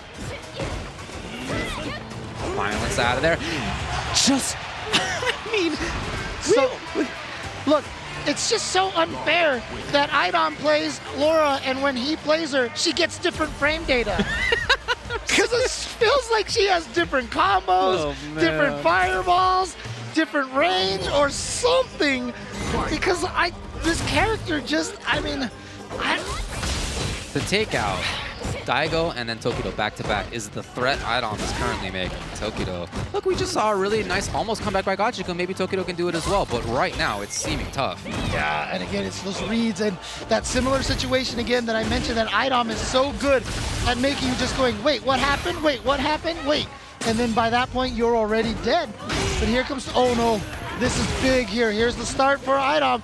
Ah, nice punish, full punish. The EX headbutt combo extension, that's punishable as well. Yeah, he was hoping to see a button from Tokido to armor through. And there's going to be a round. And yeah, you see the nod from Idom. I was thinking the exact same thing, like, that's fine. That's fine. You know, you're going to take that round, but Idom, oh, the crush counter. How many crush counters has Idom had already? God, the way he uses Thunderclap at ranges where you can just get poked and hit, he does that, I feel like. Yeah, and his usage of the fact that you can't just walk backwards when she's charging it up is tremendous. Yeah. Oh boy, here we go. There's the challenge. Okay, there we go, Yep. There we go, nice. Oh, that's gonna be a big combo. Yeah, it is, into a really up-close situation. Tokido's in trouble all of a sudden. I know, just like that. Look at him trying to escape desperately, and he's not gonna do it. His desperation to escape is palpable, James. I feel it from all the way up here. And it's match point for Idom. Things that oh, plus frames goes for the command grab, the reads, the crush counter again, and here we go. Dashes up and blocks. Okay, good check from Tokido with that crouching medium kick. Tokido did win the first round, nice, and there we go. Lands that EX chariot tackle, like I said, very important. Tried to check the fireball with that crouching light kick, great avoidance. Is he beginning to make the counter reads? Here comes the explosion, V-trigger activates. Usually Idom pretty good about chasing the jump backs. Yeah, just bad range, very rare. Oh. He backed off! Because he knew exactly what was coming. Here comes, no, it's a link, it's a stun! And Idom is in fact gonna take out Daigo and then Tokido back to back! And he does it in the way that I feel like only Idom does. I mean, I made the joke about the frame data being different when he plays. I feel like, I mean, there's a lot of Laura players out there. Sure. But the way Idom, the decisions that he makes and the way that he literally just steamrolls you once he gets one read and he just never lets you escape or get away. Idom continuing forward, taking down Daigo and Tokido, and now he has to fight Gachiku. Did you see that? Trying to get away. It's so standard for Urians to go for that kind of stuff. And Idom had exactly the solution. I think, to me, the tail of that match was the end of that one round where Tokido was just holding up back for his life, dude. He was backdashing for his life. You could sense just how much he did not want to be close to Idom, how much he needed to disengage. And he disengaged all the way into the corner, and it still didn't work because he still lost there. that set of moments to me is the definition of what happened during that set of Idom's just fantastic reads. And even somebody like Tokido knew that the reads were so strong that his chance was only in escaping and not in contending with them point blank. Right, and Idom read that desperation, Yes. had the answer the entire time for every option that Tokido took. But again, this is the thing, right? Fighting games are about trying to get yourself back into the position where you know what's going on, that you're ready to fight again. But when Idom starts getting that pressure on you, you just, like I said, you have no idea what's happening. And you want to get the heck out of there as much as possible. Yes. But then that desperation translates into predictability for Idom. And nobody is better taking advantage of that desperation than Idom, I feel like. Yeah. I mean, really, honestly, I don't even think that's an exaggeration to say. At both causing and taking advantage of desperation. Yes, exactly. So we go into losers finals. Now we know how Gachikun got here. He got here in, I would say, an unusual way for somebody who's in losers finals. Typically when you're in losers finals, well, obviously, always you have just lost. You've just lost winners finals if you're coming from his side. But usually it happens in the sense that you feel down on yourself. You know, maybe you lost big time. The way that he lost was so close and included such a great comeback and set of counter reads and adaptations that I don't think that he would be coming into this next match feeling like that was a bad loss. It was a loss, but it was so close. So it's a different position than usual. And of course, Idom comes into this after having taken out two of the best players of all time. Well, I mean, you could also look at it too, that he was like, I was so close, and now he wants that chance so badly that he might be not looking at this, the hit out of the air. Important. But Gachikun, again, is another one of those players that can definitely run you over with the momentum. But you see there, right there, the perfect read by Idom. He went for the shimmy, and how do you counter shimmy? By pressing buttons. Dodging light punch right there from Idom, taking that turn. Oh! Great interruption, great defense. Oh, what a tech by Gachikun. Now he turns it on for himself. There's no V reversal available, of course, for Idom. He's stuck, but he still wakes up and Gachikun on reaction, maybe? I don't know, but that was fantastic. Very fast, if so. Nicely done by Gachikun there. I mean, Idom coming fresh off the 3-0 over Tokido there. You know that he's got a lot of adrenaline coming in here. Gachikun trying his best to diffuse that adrenaline. And there we go, changing your jump arc to prevent the anti-air. Oh no, the second one didn't hit, unfortunately. But hey, Gachikun still has the corner. Yep, corner is so important in this game. Oh, the crush counter. Gachikun is looking strong. I mean, the way Idom has been playing, it almost looks like he can't be stopped, but Gachikun right, party time. Not quite there. However, still close enough for the grab. Charged it up! Plus frames again, advantage Idom backs off to reset the situation. He blocked that? It's still going. Oh, he confirmed it! Out of the, what a smart V reversal. Absolutely, but again, still stuck. Here's Idom. Oh, he too far away. Missed it. What is happening? Still alive, he's still alive. Wow! There were, I don't know how to count how many interactions there were that Idom had to guess right on to make that round happen, and he did. It's every time. He ends these rounds with literally like 5 or 6 decisions in a row to win. It's why Laura isn't considered necessarily one of the strongest characters in the game, because she has to do all these reads. But if you're right all the time, then it's not a problem. That's such... Oh my god. That's such a great example of what we're talking about. He's putting different looks on all this stuff too. It's not the case that like he has some tell, that he goes back to the same well over and over again to try to get the same water. No, he is moving all over the landscape, going everywhere. And even in that same round, there were 2 big looks on similar situations that he had the exact opposite sides on, and he was right both times. I'm leaving. I don't know. This is just absolutely blowing my mind right now. It's so crazy. And again, if you're Idom and you get hit by that air eagle spike because you tried to anti-air, I mean, at this point, do you care? Like, you get hit once, doesn't lead to a mix-up, and if your anti-air works the other times, oh my god, the light kick beating, the heavy kick, isn't that what the heavy kick is for, to go over things like that? Okay, okay. Has it.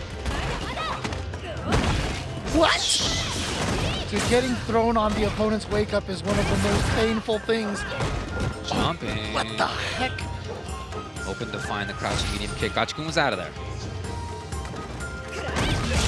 Okay, yes, the activation point comes, and just like that, Adam's got the corner yet again. Oh, there's that meaty stab medium kick. Still alive. He's just right too many times. You know what? The key to winning fighting games for everybody watching is to be right all the time. Ah, let me take my notes. Yes, yes. To guess correctly. Oh, man. Okay, well, Gachikun definitely trying to take that lesson to heart, but there's that crush counter again from Idom, always finding the right time. Counter hit combo. This Rashid has spent a lot of time on that wet floor, I'll tell you that. Oh, man. Oh, boy, you touched the button. One more mix-up. Okay. Oh. Disengaging, re-engaging all of a sudden and waking up with the would you jab? push a button? I don't know. Why would you land with a button? James. Why would you land with a button? Why? I don't know. I took 2-0, just like that. Look at this expression here. Now, to be fair, also it's pretty chilly in here. But at the same time, if you take that out of context, like that is almost everybody else's expression in here as well. The problem is right now is that Gachikun is sitting right next to the ice cold heart of Idom right now. That is why it is that much colder where he is. Oh. Would he make the same switch to V-Skill 2? Did he do it? Did he do it? That he did in that last set, where he was down 2-0, and then he almost came all the way back and won. Yeah, we're trying to crane forward and see if he in fact did. Show me the pixels. Show me the pixels here in Losers Finals of EVO 2022. He did not. Still with the V-Skill 1, but Idom has just been looking absolutely unstoppable.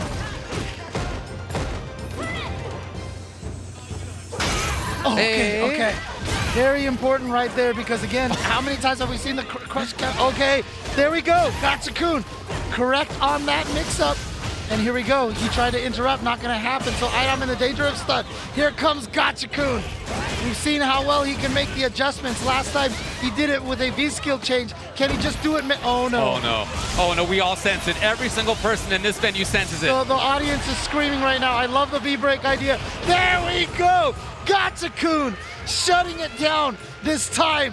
Gachikun said, enough. The collective of every single person in this audience when that throw happened. Oh, man. Oh, man. Okay, yep, you're going to have to block that. And I love the chase down. Okay. Oh, boy. Okay, yes. Yeah, he's finding more success at this range. Yeah, but again, you know, all this damage that you're doing right here, but then Idom with one sequence. How often has he made the comeback based off of one quick sequence? Yeah, you're right. You're absolutely right. Into the corner. It's going to hit. Idom's here. He needs more. He doesn't need any more. He only needs one more round to have gone over Mr. Crimson, over Daigo, over Tokido, and over Gachikun. I'm Dr. Strange right now. The one finger is up. One sequence. One sequence is all he needs. I looked through 14 million possibilities, James. Oh my goodness, and here we go. Gachikun now trying to stave off this defeat and a good start to this round. But this is all just to get one win on the board right now. Here we go. He's in there. Ah, yes, there we go. Yes, okay, yes, okay. Yes. And he should be able to build up enough meter for the critical art here. There we go. With a perfect Gachikun on the board, staving this off. He got it down to the final game against Kawano after going down 0-2. Could definitely do it again. That is the caliber of player that Gachikun is. It's just that Idom has been playing out of his mind. And that is a big win for Gachikun to be able to stop the freight train right there coming at you. That was Crackerjack punching the train, man. Critical Gachikun. Next set, I don't. Continuing the fight. Ooh. Trying to settle things Oh, no, down, that's but unfortunately, punishable. yeah, he was just trying to confirm it. He thought it was going to hit. I mean, it definitely looked like it was in time. But he did go for the heavy punch, which is a little slower. Oh, not a crush counter, though. Very important. There we go. Nice for Gachikun towards me. Oh, the back dash in the corner. It's a specific read. And here's Idom. One hit away. Oh, okay, Gachikun got okay, her away. okay. Finding his hit, and he needs more. Will he allow her to move? Not quite. Idom blocking again. He's got the resources to start this party.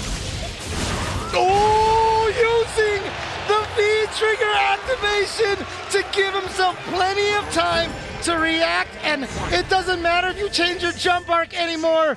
He's got that heavy, she's got that heavy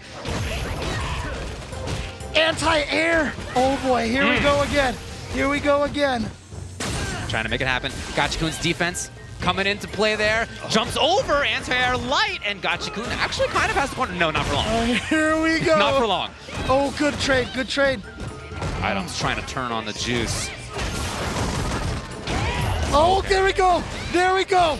Here comes Gachikun now. Towards the corner, doesn't do the whole spinning mixer to get some more advantage on plus frames. Hey, look, man, I'm thinking back to the Daigo set that Idom had, where when he was on offense, yes, everything was going great, but when Daigo had his offense, that is when Daigo almost took the set. The more that Gachikun can find that up-close offense, of course, easier said than done, the more success he can have. He woke up with standing medium punch. He It's woke up one more sequence. Oh, boy! Okay, stun. You're not gonna quite have He to might get no, super on actually, this. He might get super. doesn't even need it. I don't even know if he needs it. He might get super, no. Oh, he didn't even need the super. He needed but one EX to do the whole trick, to do half of that entire life bar. And there you go. Idom has taken out an incredible list of players. Mr. Crimson, many people's choice to win EVO. Daigo Umehara, many people's choice to win EVO. Tokino, many people's choice to win EVO. And then Gachikun, many people's choice to win EVO. Idom, many people's choice to win EVO, has in fact made it into grand finals. And here we go. This is that sequence right here. And watch this. What a perfect spacing right there. Safe, meaty, and look at the damage. Oh, goes for, dude, I mean, look, every time I see Laura and Idom on stream, I'm gonna have to do it. Pulling out the Javits Laura combos right there. Shout outs to Javits. What a finish there with the jump combo, mid combo to take it. Idom is in grand finals. Now, the road is hard here. Yeah. This is loser's bracket. He needs to defeat Kawano 2 sets of 3 out of 5 to take this tournament. Kawano only needs to win one time. One time. As we look at this bracket here, as you can see in the grand finals again, even though there's only that one spot in that upper right corner over there, Kawano has to only win one set. Idom has to come back. But look at this, 3-1, 3-2, 3-0, 3-1. It is, I'm literally at a loss for words right now with this run from Idom. And if you guys are, dude, I don't even know what to say. I don't know what the transition is at this point either, James. Look, just get in there. I just gotta tell you right now, man. If you guys are enjoying this, if you guys are having a lot of fun with this, you too can also join as well on the mobile platform with Street Fighter Duel as well. As you can see here, beautiful artwork. I mean, honestly, some of the best artwork that I've seen for a mobile game like this. So check this out. This will be available in globally eventually, very soon right now, available to download in China. And then, of course, Street Fighter League US, where Idom is from, Japan, where Kawano is from, and Europe finally getting their own Street Fighter League. So excited for that.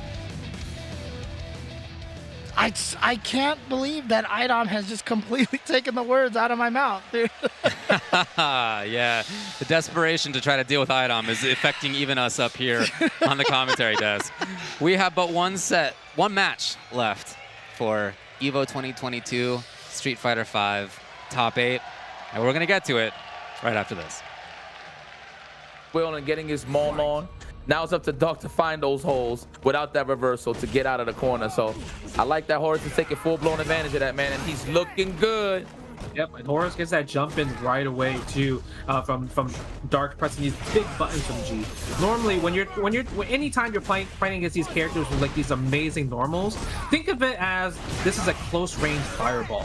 You know what I mean? So if you jump against a big range normal, you're technically gonna punish him for throwing these big normals from these characters. And just like that, that one jump in led into all this offense right here. Caught Dark slipping with attacks, and Horus match points. That was OD. Like, what a switch up on speed, right? This is looking like the first set Horus. Yeah.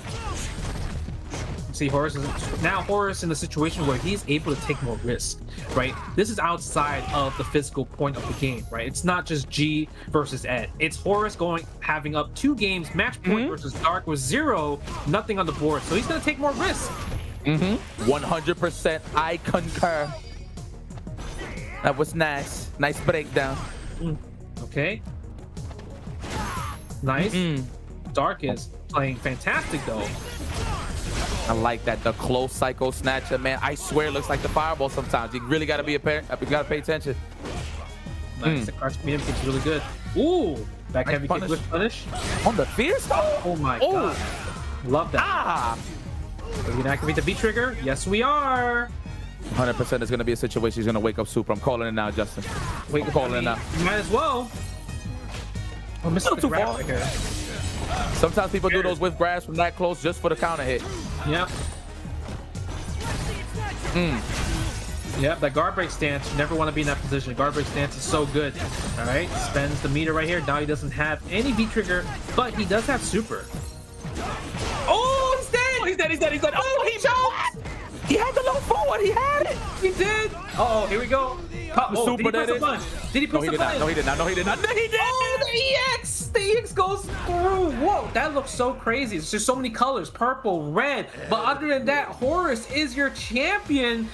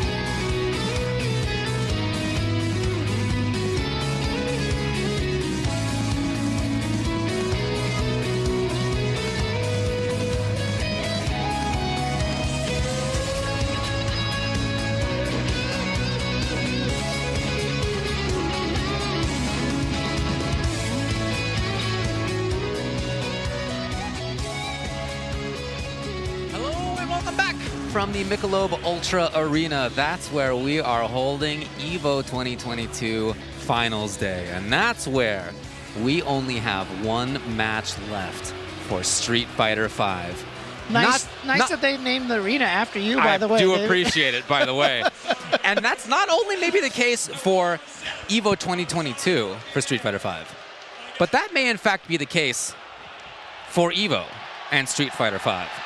We don't know if it's true, but I think we all suspect with SF6, of course, on the way, that this might be the last run for Street Fighter V. Yeah, absolutely. And so this grand finals between these two players, Kawano from winner's side and Idom from loser's side, one of those is probably the final EVO Street Fighter V champion. But you know what? You know what Gotcha-kun said, right? Whichever player wins will be a Capcom Cup champion and an EVO champion. For Street Fighter V. Gotcha-kun said there hasn't been one. And no man. Oh, wait, no. Gotcha-kun's already gone. I'm sorry. He's out of here. I'm sorry. He's gone. Wait, did that match happen already? Right? Yes. It did, in fact. And although it was a 3-1, it wasn't even a 3-0. It feels like it was Very quick. And Dude, very, Idom has destroyed very my strong. brain. Yeah. Idom has destroyed my He's brain. mixing us up here as well. Me talk and try process info. Kawano, I've loved his run. Let's talk a little bit about his run. Of course, only in winner's side. Before top 8, he took out Gentleman Thief, Yanoob, Dankadias, Smug, and Kudo. That's a bunch of different characters. And it's a bunch of players who are really, really strong in their own. And then in this top 8, he's sent to losers Tokido and Gachikun. You know, it's hard to get better than that. It's hard. I don't think it's impossible. Because in the other side, Idom, who was sent to losers pretty early, actually, by by Ryan Hart. That's right. After beating Book and Squall, has taken out Joey, Terrence, also Dankadias, JB, Cien, Angry Bird, that's all before top 8. In top 8, Mr. Crimson, Daigo Umehara, Tokido, and Gachikun. That is a list right there. What a list! And you got to imagine, as well as Kawano's been playing, I mean, Kawano has been looking unstoppable at this point in time. Yeah. But you just saw Idom go through so many players in a row. You've got to be a little bit nervous coming into this match, I would imagine. I think that may be true, but, you know, I'm not that guy in the chair. I think that he's somebody who feels pretty calm and cool in general. And I think he looks that way right now as we're trying to get something sorted out up there. He is, I mean, you know, he did have a close set versus Gachikun. He was up 2-0. He almost took that thing 3-0, right? It was almost very fast, almost just a run through. And then Gachikun made that change. Here's why I'm a little concerned for Kawano. Gachikun made that change. And the change that he made was to not only play traditional grounded footsies. It was to play heavy mix-ups and big movement. And you know who he's up against right now? You see this guy and the heavy mix-ups that he brings to bear? We'll see, everybody. Here we go. We're going to be getting into grand finals. On the winner's side, we have Kawano from Japan. And on the loser's side, we have Idom from the United States of America. Let's get into it. It's Evolution 2022. We're back after a long hiatus, and here it comes right now. Kawano with a great start.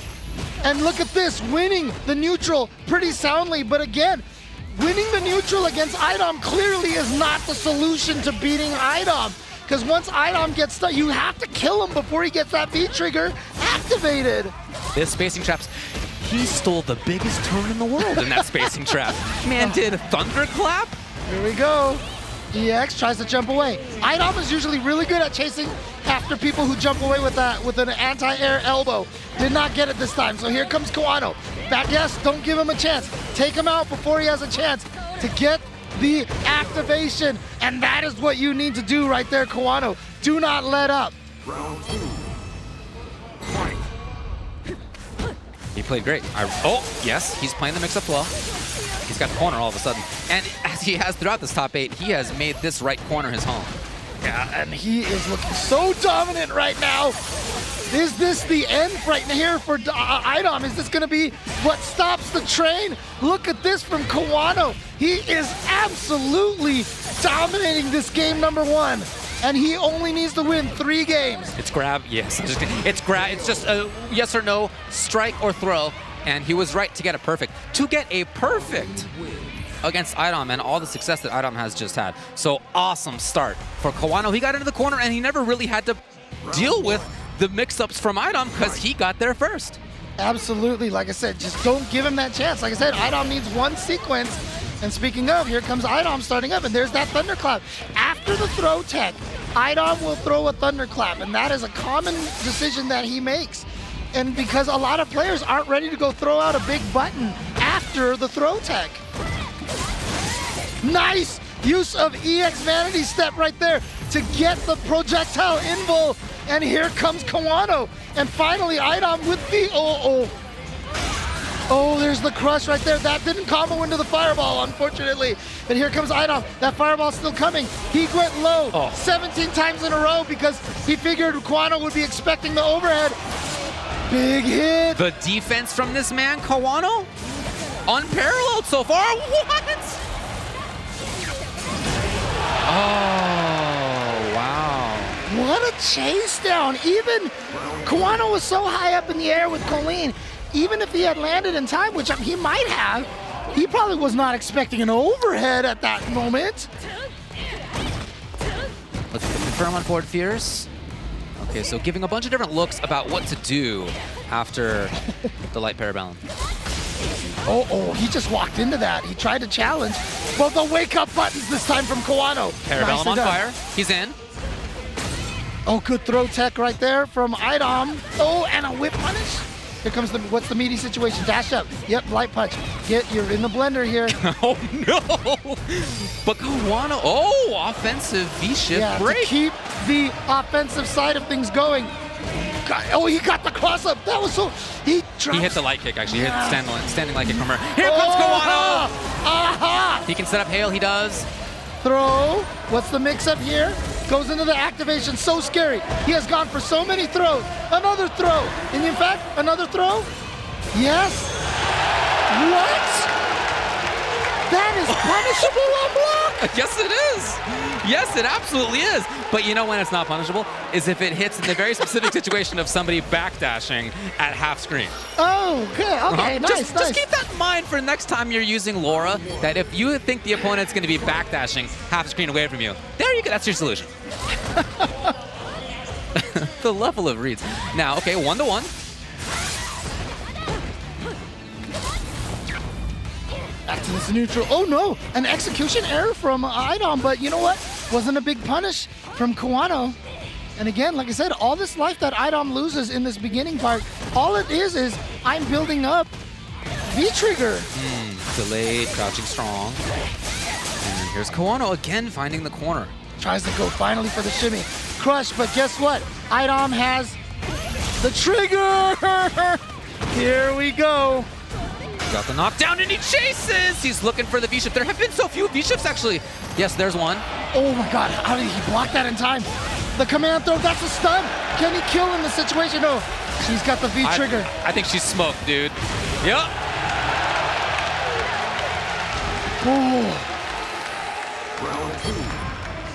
Okay. So, I mean, it continues to be the case that when Idom finds pressure, he's terrifying. Kawano has better defense than almost everybody, and even he's falling susceptible to that. However, what's great for Kawano, the positive sign for him, is that his own offense has been great, yes. Okay, this is going to be a stun most likely. No, not quite. Actually, this is great for Kawano. That's going to be less scaling. Wow, he just went for the overhead. Sure did. Sure did. He whiffed crouching strong and did a fierce afterwards. Sometimes you're absolutely just always right. And here's chasing. Oh, no. Oh, yeah, because when you hit, the fireball goes away. What? Just went through the thunderclap in that situation? I think he just threw a counter as well. Here's Idom. He didn't quite get the double. It's not here yet. Here's Kawano. Okay, here's an opportunity now. No!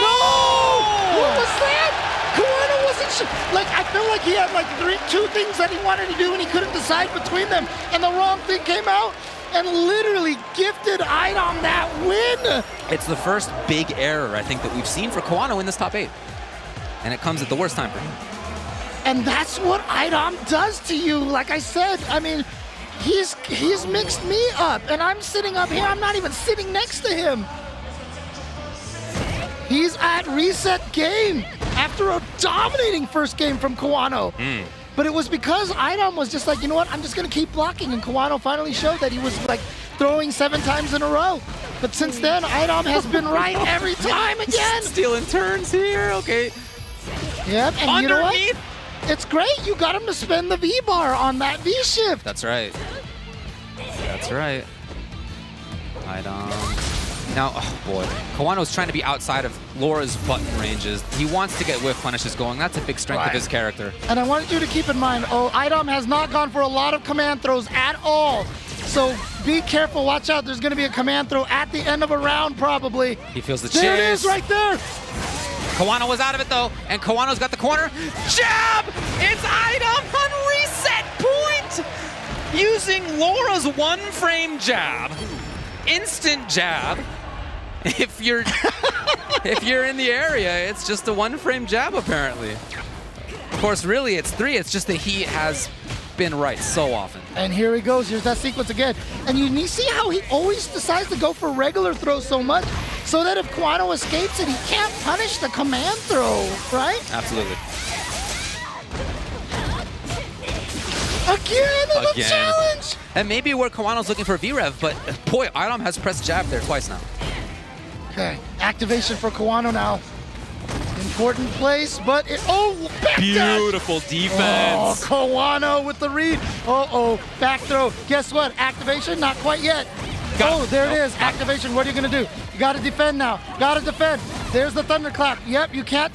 No, the anti-air is ready to go.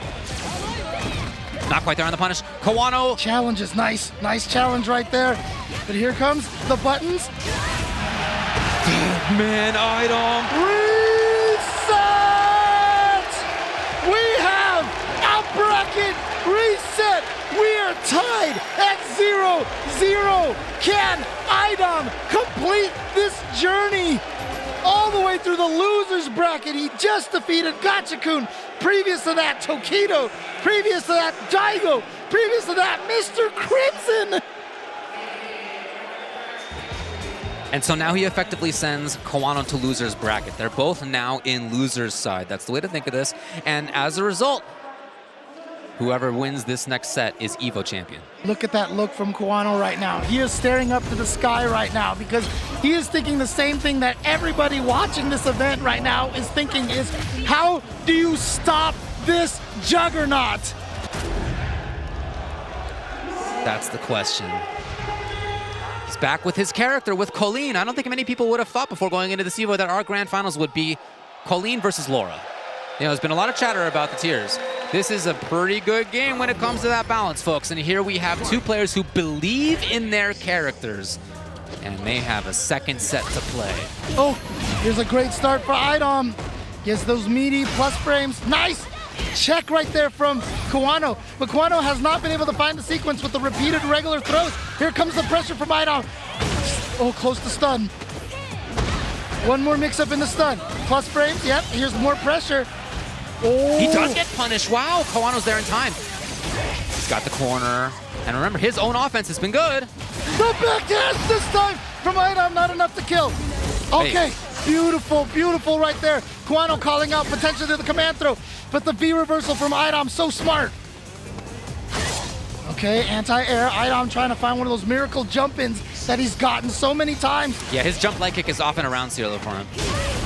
You know what else can be is just regular old command grab. I'm thinking back to the mix-up in the corner on the left side when after the jump in, there have been jabs. There was finally an attempted grab by Kawano. And you know what came out but backdash from Idom. Idom officially has the lead here in Grand Finals. Nice backdash from Kawano. But like I said, all the damage to Laura just seems to be a prelude to Idom activating that V trigger and just the terror that happens afterwards. And that's the hardest part if you're fighting Idom. All this isn't good enough right now. That is how it feels. That's a difficult perception to battle against if you're the player. Because the reality is that he has a life lead right now. And he has fantastic spacing, and he generally has fantastic whiff punishing, and he didn't get it there. Oh, here we go. How does he gets that crush so many times? Here we go. Activation. This is the terror. Okay. Oh my God. What is happening here? Oh, he tried to hit a button. No, that fireball's still going. Idom is up 1-0 over Kawano.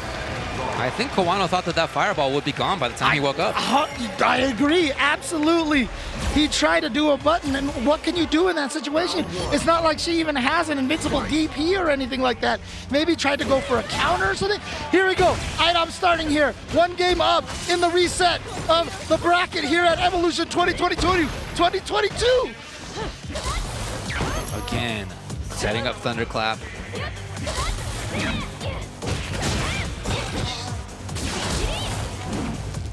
Chasing it down, the shield of Thunderclap.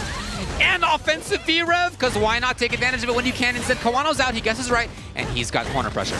Activation comes. Here we go, pressure now, okay. That's, oh, here we go. How is he gonna follow this up here?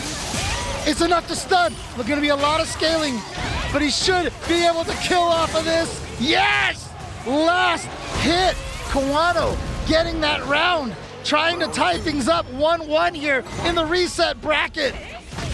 Hey. backs off. Having seen actually Kawano jump out of a few recent command grabs, here comes, what a just absolute genius. After having seen Kawano jump away. That was the most angry compliment I've heard. Oh, here we go. Now Kawano here, getting a lot of momentum. If Kawano can stave this off and start get himself on the board. Just needs one hit for the stun, and it'll be over. The armor. Baby. Oh! And it is stun, and Kawano is going to win his first game since the very first game of the first set.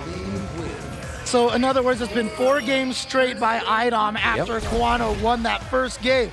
This is very important. Has he turned it around? Has he gotten to this point now where he has convinced IDOM that to slow IDOM down, basically? Hey, That's a great trade. Sure. Great trade for Kawano. Right. However, IDOM's in. The buzzsaw spinning. And the command grab threat is always there, but there's a lot of times IDOM has had that standing light kick hit on a cross-up like that. Yeah, that's true. Yeah, it's something he often goes to, standing light kick.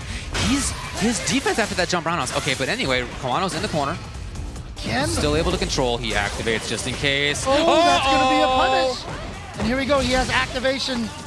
Command throw to start here. Is this it right here? Is this the one sequence once again? The overhead. He's going to link off of that. Oh, boy.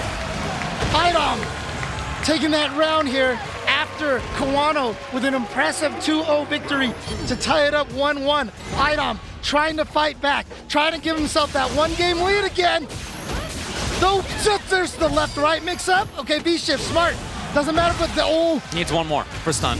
Instead, Kawano reads the dash and gets the counter. IDOM's D there has been great. He's been really mixing up between back tech and no tech. He didn't combo off the crush counter. He missed it, and he accidentally cornered himself. Can he get there? No, not quite. Kawano safe. And on reaction. Nice. We've seen Kawano with that amazing air throw a couple times. Too far away for IDOM to connect off of that thunderclap. How is that thunderclap in neutral so scary? And look at that, he even confirmed that. Yeah, the block confirmed from IDOM, yes. Okay. Kawano has super. He's cage man on the left. Whoa, he did the thing! It was IDOM who stole a huge turn. Crouching medium kick, advance into command throw. We have not seen, honestly, IDOM does not go for command throw a lot. He really saves it a lot of the time. He is at tournament game. He needs one more game to become the Evolution 2022 champion. Can he do this, or can Kawano clutch this out? You asked earlier, is this Kawano's time? Can he do this? And I said definitively yes. But that was until he so far has run into IDOM, who has been almost unstoppable here in the loser side of the bracket. Looking to confirm there's IDOM as he's really controlling this game. Finally, again, typically a huge strength of Kawano is his footsies and his whiff punishing. And it just hasn't really been there. IDOM usually hasn't even been in that spot. The ranges of the thunderclaps are braver than anybody else's. Jab first. Kawano's going to get a knockdown. He's going to get Oki. His own pressure's been good. He's got to build on this. But like I said, the problem is you need to finish your plate. You have to finish the plate. Otherwise, here comes IDOM. There's that thunderclap, which has been just causing so many problems to so many people. Wow, he actually read that was medium. Stand medium rather than crouching. Okay, activation. IDOM wants to keep. What? You got jammed and you still hit a button. You got jammed and you still hit a button. Kawano with the clutches of V trigger attacks right there. The projectile invulnerability steals that round. Or saves the round, really. Yeah. Kawano with the V-shift. Again, not something we've seen too often. Oh, again. Oh! Everything worked out for IDOM, who now will be sitting at EVO tournament points! It's just one round for IDOM.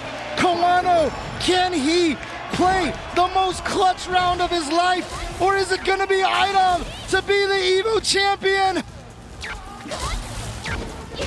He's stuck. He's in the corner. Here's Kawano making the big read, and he punishes well. Yes, here we go. Good high damage punish, and he's spending everything he's got for the damage right there. He finally gets that mix up right. Okay, close to stun. Throw mix up here. Nope, goes for the buttons. He got the stun, but he's not going to be able to kill. He has no resources here. And again, Idom just needs one sequence. Kawano running it. Kawano! Kawano ties it up. Not done just yet. We are going to the final game here for Street Fighter V at Evolution 2022. Not just that, but again, maybe the final game of Street Fighter V at Evolution! Here comes a start from Idom. Oh, trade, what a trade combo! He was able to combo off of that, and there we go, a bunch of lows catching Idom, trying to walk backwards. Look at this movement from Kawano, beautiful, but there's the anti-air, tries to chase down the V-shift, gets the counter hit combo to the corner here. Trap, regular throw. Stealing the turn in on the dash. Backdashing, expecting the escape. Anything's gonna do it for Idom to again go to tournament point. He's at tournament point. Kawano again, 2 rounds away from his own championship. Idom only needs the 1 round left and got the anti-air. Stuck. Out of the air. Stuck still. Overhead. Overhead again. Command throw. Oh my God! 1 stun away, maybe 1 hit. Nice Challenge check. so nice important. check. Kawano, not only is he free from stun, but he's got the corner, and he's got a chance to pressure. Where's he headed?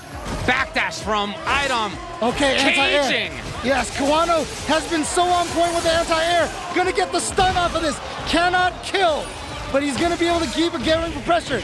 Combo into the setup here. Gets a hit. Oh no! Oh no! Oh, it punched the wrong way! It punched the wrong way! Oh, and here we go! Everybody, it is the final round for Evolution 2022 of Street Fighter V. Who's gonna take it? Is it Idom or Kawano? Idom with the anti-air, he gets to set things up. He tries it a little bit. There's Kawano with the interruption. And his own pressure will come. Here we go, there's the pressure, goes for the low. Okay. Challenging. Yes. Anti-air again. Idom and the escape comes. It's V-shift. All right, no quick rise. Backdash to build the distance. Yeah. Idom here. Trying to say, gets the Confirm. hit. Hoping to see a chase, nothing came. And again, that range right there. He dashes it overhead. I've never seen so many hit in a single game. Here he comes. He's trying to get again it. The V-shift. Again the V-shift to escape the command throw. Idom's trying to finish it off with his command throw. It might be his downfall. Here we go. Activation. The party starts. She's here to party, James. Okay, again the V-shift. Oh my God. And party she does. In here, it was too early. Saved by it. Oh, but the cross counter, but he didn't combo off of it. He missed the confirm. She still has some V trigger left. The life almost even here with 38 left on the clock. Scheming towards the corner. Thunderclap yet again. No, too far away for the anti-air. The crush counter from Kawano. He gets the hit. Activation. Is this going to be enough to kill? Is this going to kill? It is. And Kawano takes it over Idom in the most clutch victory you could possibly imagine. Just shy of the victory, Kawano is the Evolution 2022 champion. You can see Idom is beside himself, but Kawano has done it. Kawano at one point lost 4 games in a row in that set. 4 games in a row in which Idom had almost total control. And then he managed to battle all the way back in this set to take it. What fortitude by this young man. Talk about the next generation of high-level Japanese Street Fighter. Here it is, folks. It's already here. Kawano has made it happen, and he takes EVO. How much have we missed this kind of action, this kind of play from some of, and you can see. He has not yet gotten up, James. He's still in the chair. What a run by Idom, and if you're Idom, You feel like that kind of run in loser's bracket means you can't possibly lose. Like it is manifest destiny to take the tournament just shy by a tiny bit of life. Kawano stopping the freight train. That is Idom, and he is the Evolution 2022 champion. He lost to Reinhardt, did Idom. And after that, again, Joey, Dankadias, Terrence, JB, Cien, Angry Bird, and then in top 8, Mr. Crimson, Daigo, Tokido, Gachikun. And then first set on Kawano, so it kind of Kawano also, but not the second set when it counted the absolute most. Kawano, again, the ability that he had to figure out what went wrong and to make the adaptation and to actually make it happen against as strong as Idom, seen this buzzsaw cutting down these giant trees of Japanese Street Fighter, of worldwide Street Fighter. Fantastic play by Kawano in the end. He absolutely deserves it. Absolutely, and again, just the level of play that we see here, this is the only kind of place you can see something like this is Evolution and EVO. It's been so long since we've been able to see something like this. Kawano cementing himself as a EVO champion for the forever. Forever, he absolutely. is the champion forever. And again, probably the final one for Street Fighter V. Exactly, and obviously, I just want to say one thing really quick. Honestly, I'm so proud of everybody to have made it through the last 2.5 years. We've had to learn so much about our community, and we've learned all sorts of cool things. We've learned how to run these online tournaments and stuff. We've grown so much stronger as a community, and I just want to say everybody who's watching this and who has stayed, vigilant in this fighting game community, thank you guys. Thank you guys. If it wasn't for you guys, there's so many chances that the FGC could have crumbled during this pandemic. But we came through it, and this was our reward right here, a tournament finals like this. And I cannot ask for a better way to welcome back Street Fighter at EVO. It's been a hard way in many ways, in untold ways over the last few years. And I agree with you. It does feel sweet to be here in person, even if you're not here in person, if you're watching from home. The kind of feeling that you get from an in-person event when the stakes are this high, when you can feel the feeling in the room, or again, even if you're at home, you can feel the feeling through Twitch. I know, I've been there many times myself. That kind of feeling is just really sweet, and I absolutely missed it. So excited to have been back here and to have been able to call all this action for you in truly some of the best Street Fighter V matches that I've seen. Yeah. Some of those back and forths there, some of those 3-2s are for the ages. Fantastic top 8. Congratulations to all the players. Absolutely. And again, honestly, it was a joy. It was a joy calling this. Our job is easy when the matches are this good. That's definitely sure. Dude, blast to call Street Fighter with you again. As always, we were able to do the opening set of Street Fighter V at EVO 2. We used to be able to do that every year at EVO. I was super excited to be able to do that and to also close the show out with you.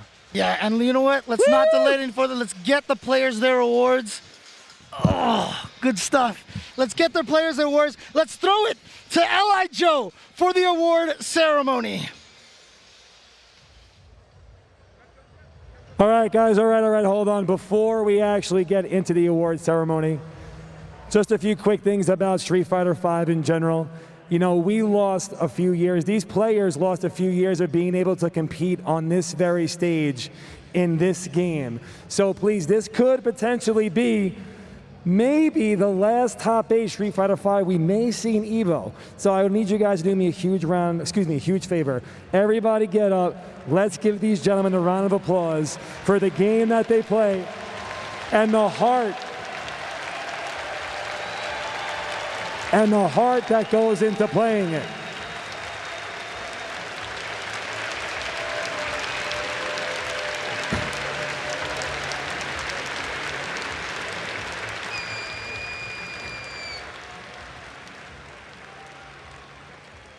Thank you very much. Now let's get into this amazing top 8 Are you ready? In 7th place, can we please give it up for Just a Kid?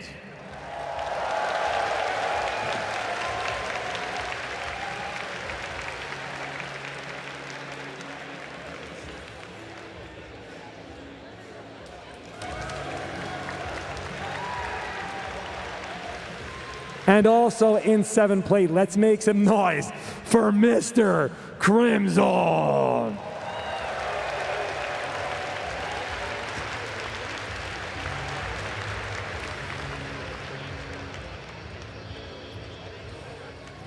Give it up, give it up, give it up. Yep.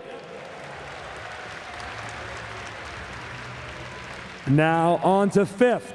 We got Oil King. Yeah.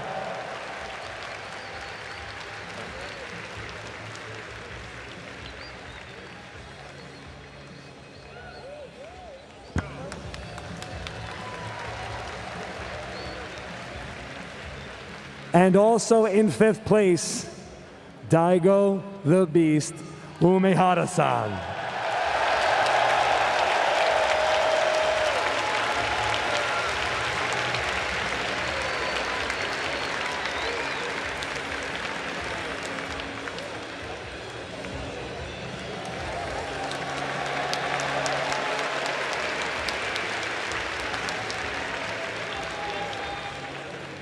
And now to my left, in 4th place, the Murder Face, Tokido.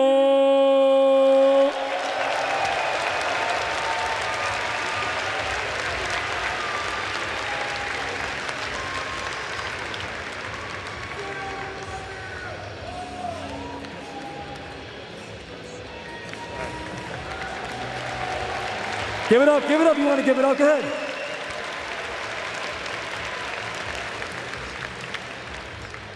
All right, now our top 3 EVO 2022 Street Fighter V finalists. In 3rd place, Gachi-kun.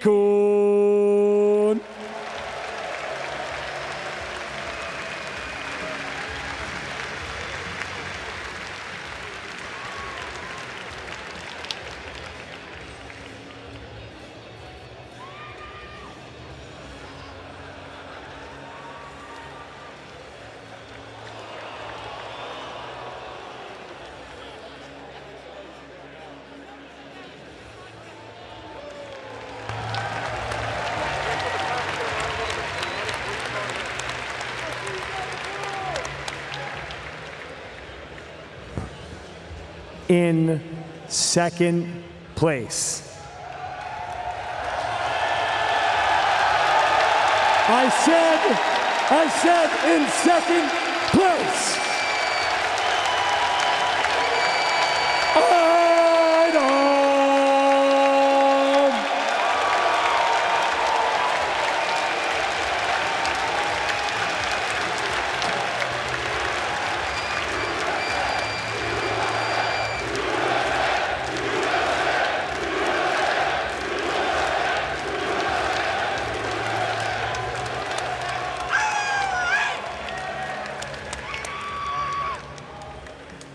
And now, we're going to give it up for the EVO 2022 Street Fighter V Grand Champion. Let's go, give it up. Yeah. Yes, yes, yes, yes, yes. Kawano!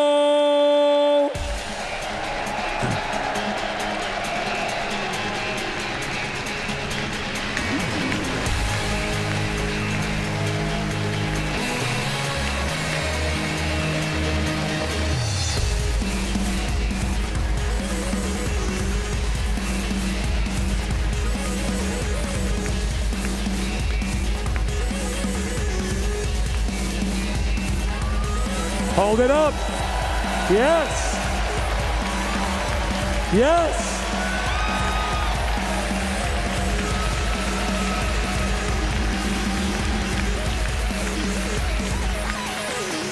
All right, everybody in the crowd, please, I need this one to be extremely loud. Make them hear us in the casino outside. Your 2022 Street Fighter V Top 8.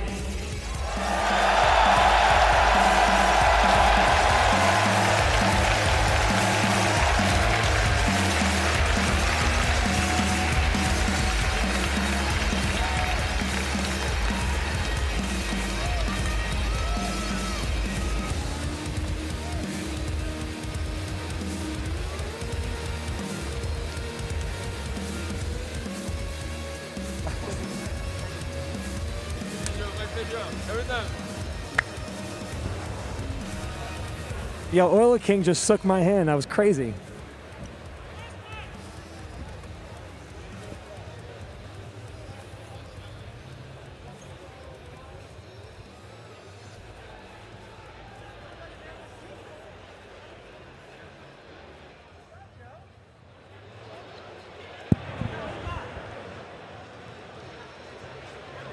Hey guys.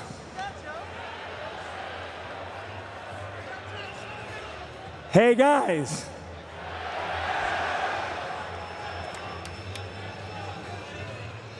There might be some people that want to come out and talk to you. Do you guys have a little bit to hang out and talk a little bit?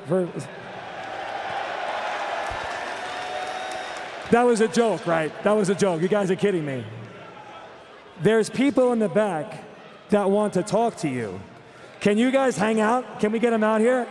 Can we get them out here? Thank you. So let me bring them out. Please, can I get the 2 of the 4 commentary voices for Street Fighter VI to come to the stage? Vicious and Aru.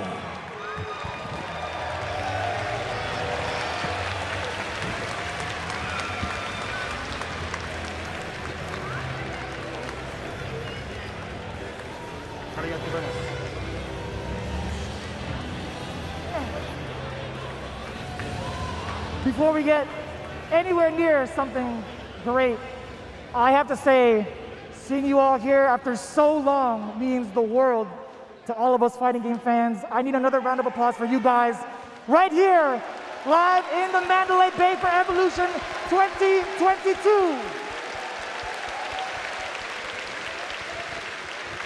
I have a very, very special guest here with me, Aru-san. He has a couple of words for you all as well before we even get started. Aru-san, would you please? Thank you. Thank you for all of players. Awesome action. We just saw. I was glad to see many of you fans were wearing masks at this EVO. I can tell that we wanted to keep the community safe. Excitement and thrill were arena was best. Thank you!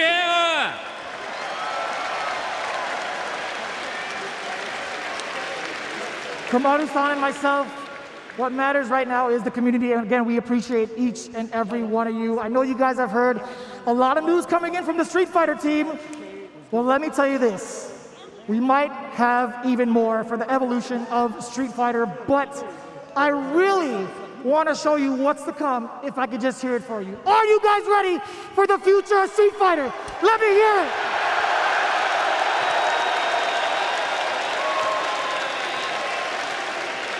Without further ado, Aru, let's kick it off. Okay. Hey, everybody! Do you want information? Yes, I know. I want to eat. Do you want to more? Okay, okay. Let's see. the new trailer for Street Fighter 6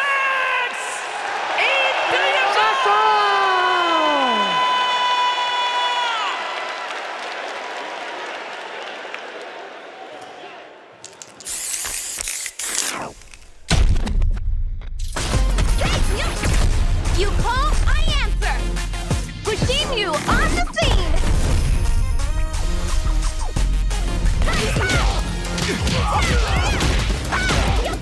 Man, come on, I'm ready to go. Calculated.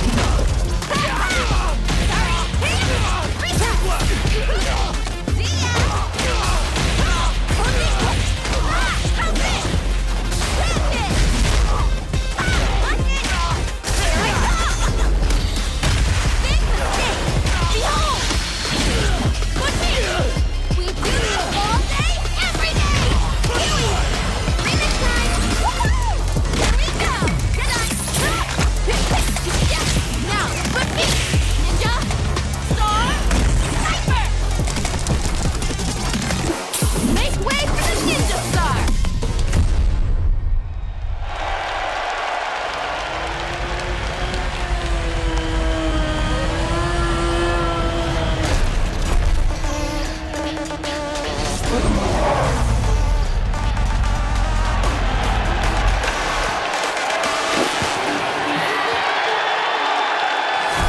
Time to play.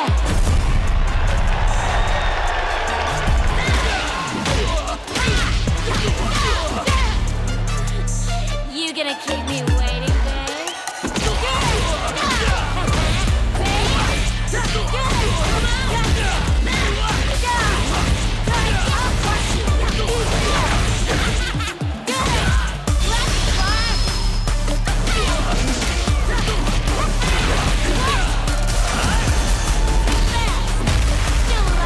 Time to die!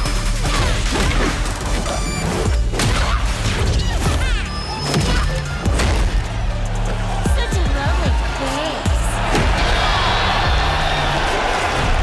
Stop, kid, you're killing me. And only one of us is allowed to do the killing.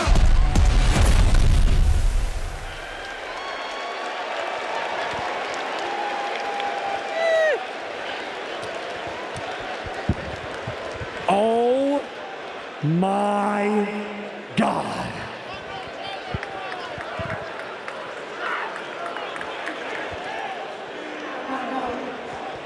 I know.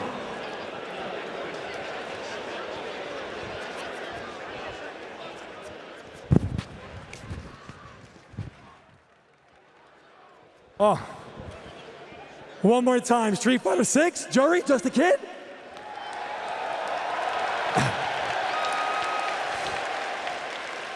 All right, real quick.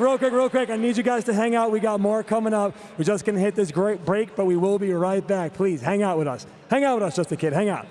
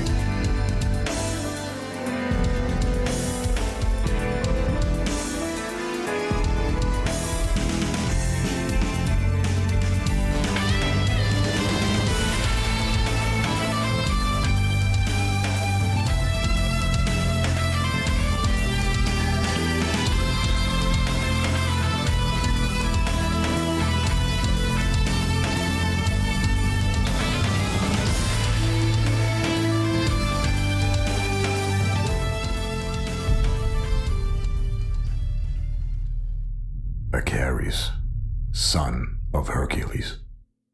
Hercules is too soft. If you cannot make the sacrifice, I will make it for you. This is deja vu. There is no escaping your fate. I must have forgot how we do.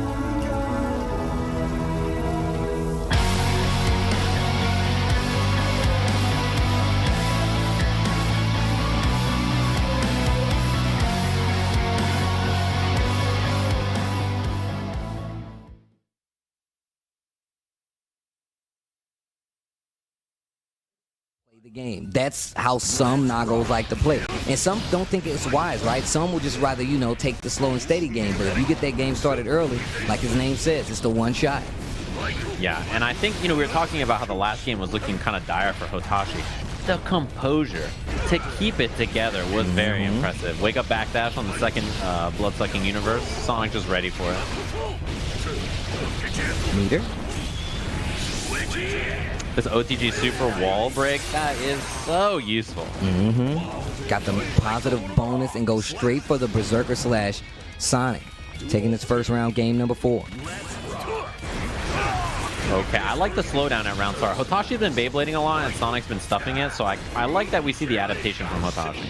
Great backdash, 5K to answer whatever Sonic was doing on recovery. Fukio to get in, 2K, 2D with punish, and now Sonic's on. Oh, wow, what a switch, 5K to answer. Here comes Hotashi, look at this combo to the other side. Pop though, so close up. A drop of blood is all it's gonna take. The back throw again. Hotashi let that gauge go down. The PRC kind of had the block though, didn't have a lot of great options, maybe only backdash or counter something. hit. Dash through, gets him with the H once again. This is not looking good. Meter on the table. I'm not sure if this is gonna kill. All right. No, not quite. Okay, still a chance right now. Sonic Fox can try to set 2 to 6. H probably try to jump forward, possibly considering how many tournaments, how much experience these people have so far, right?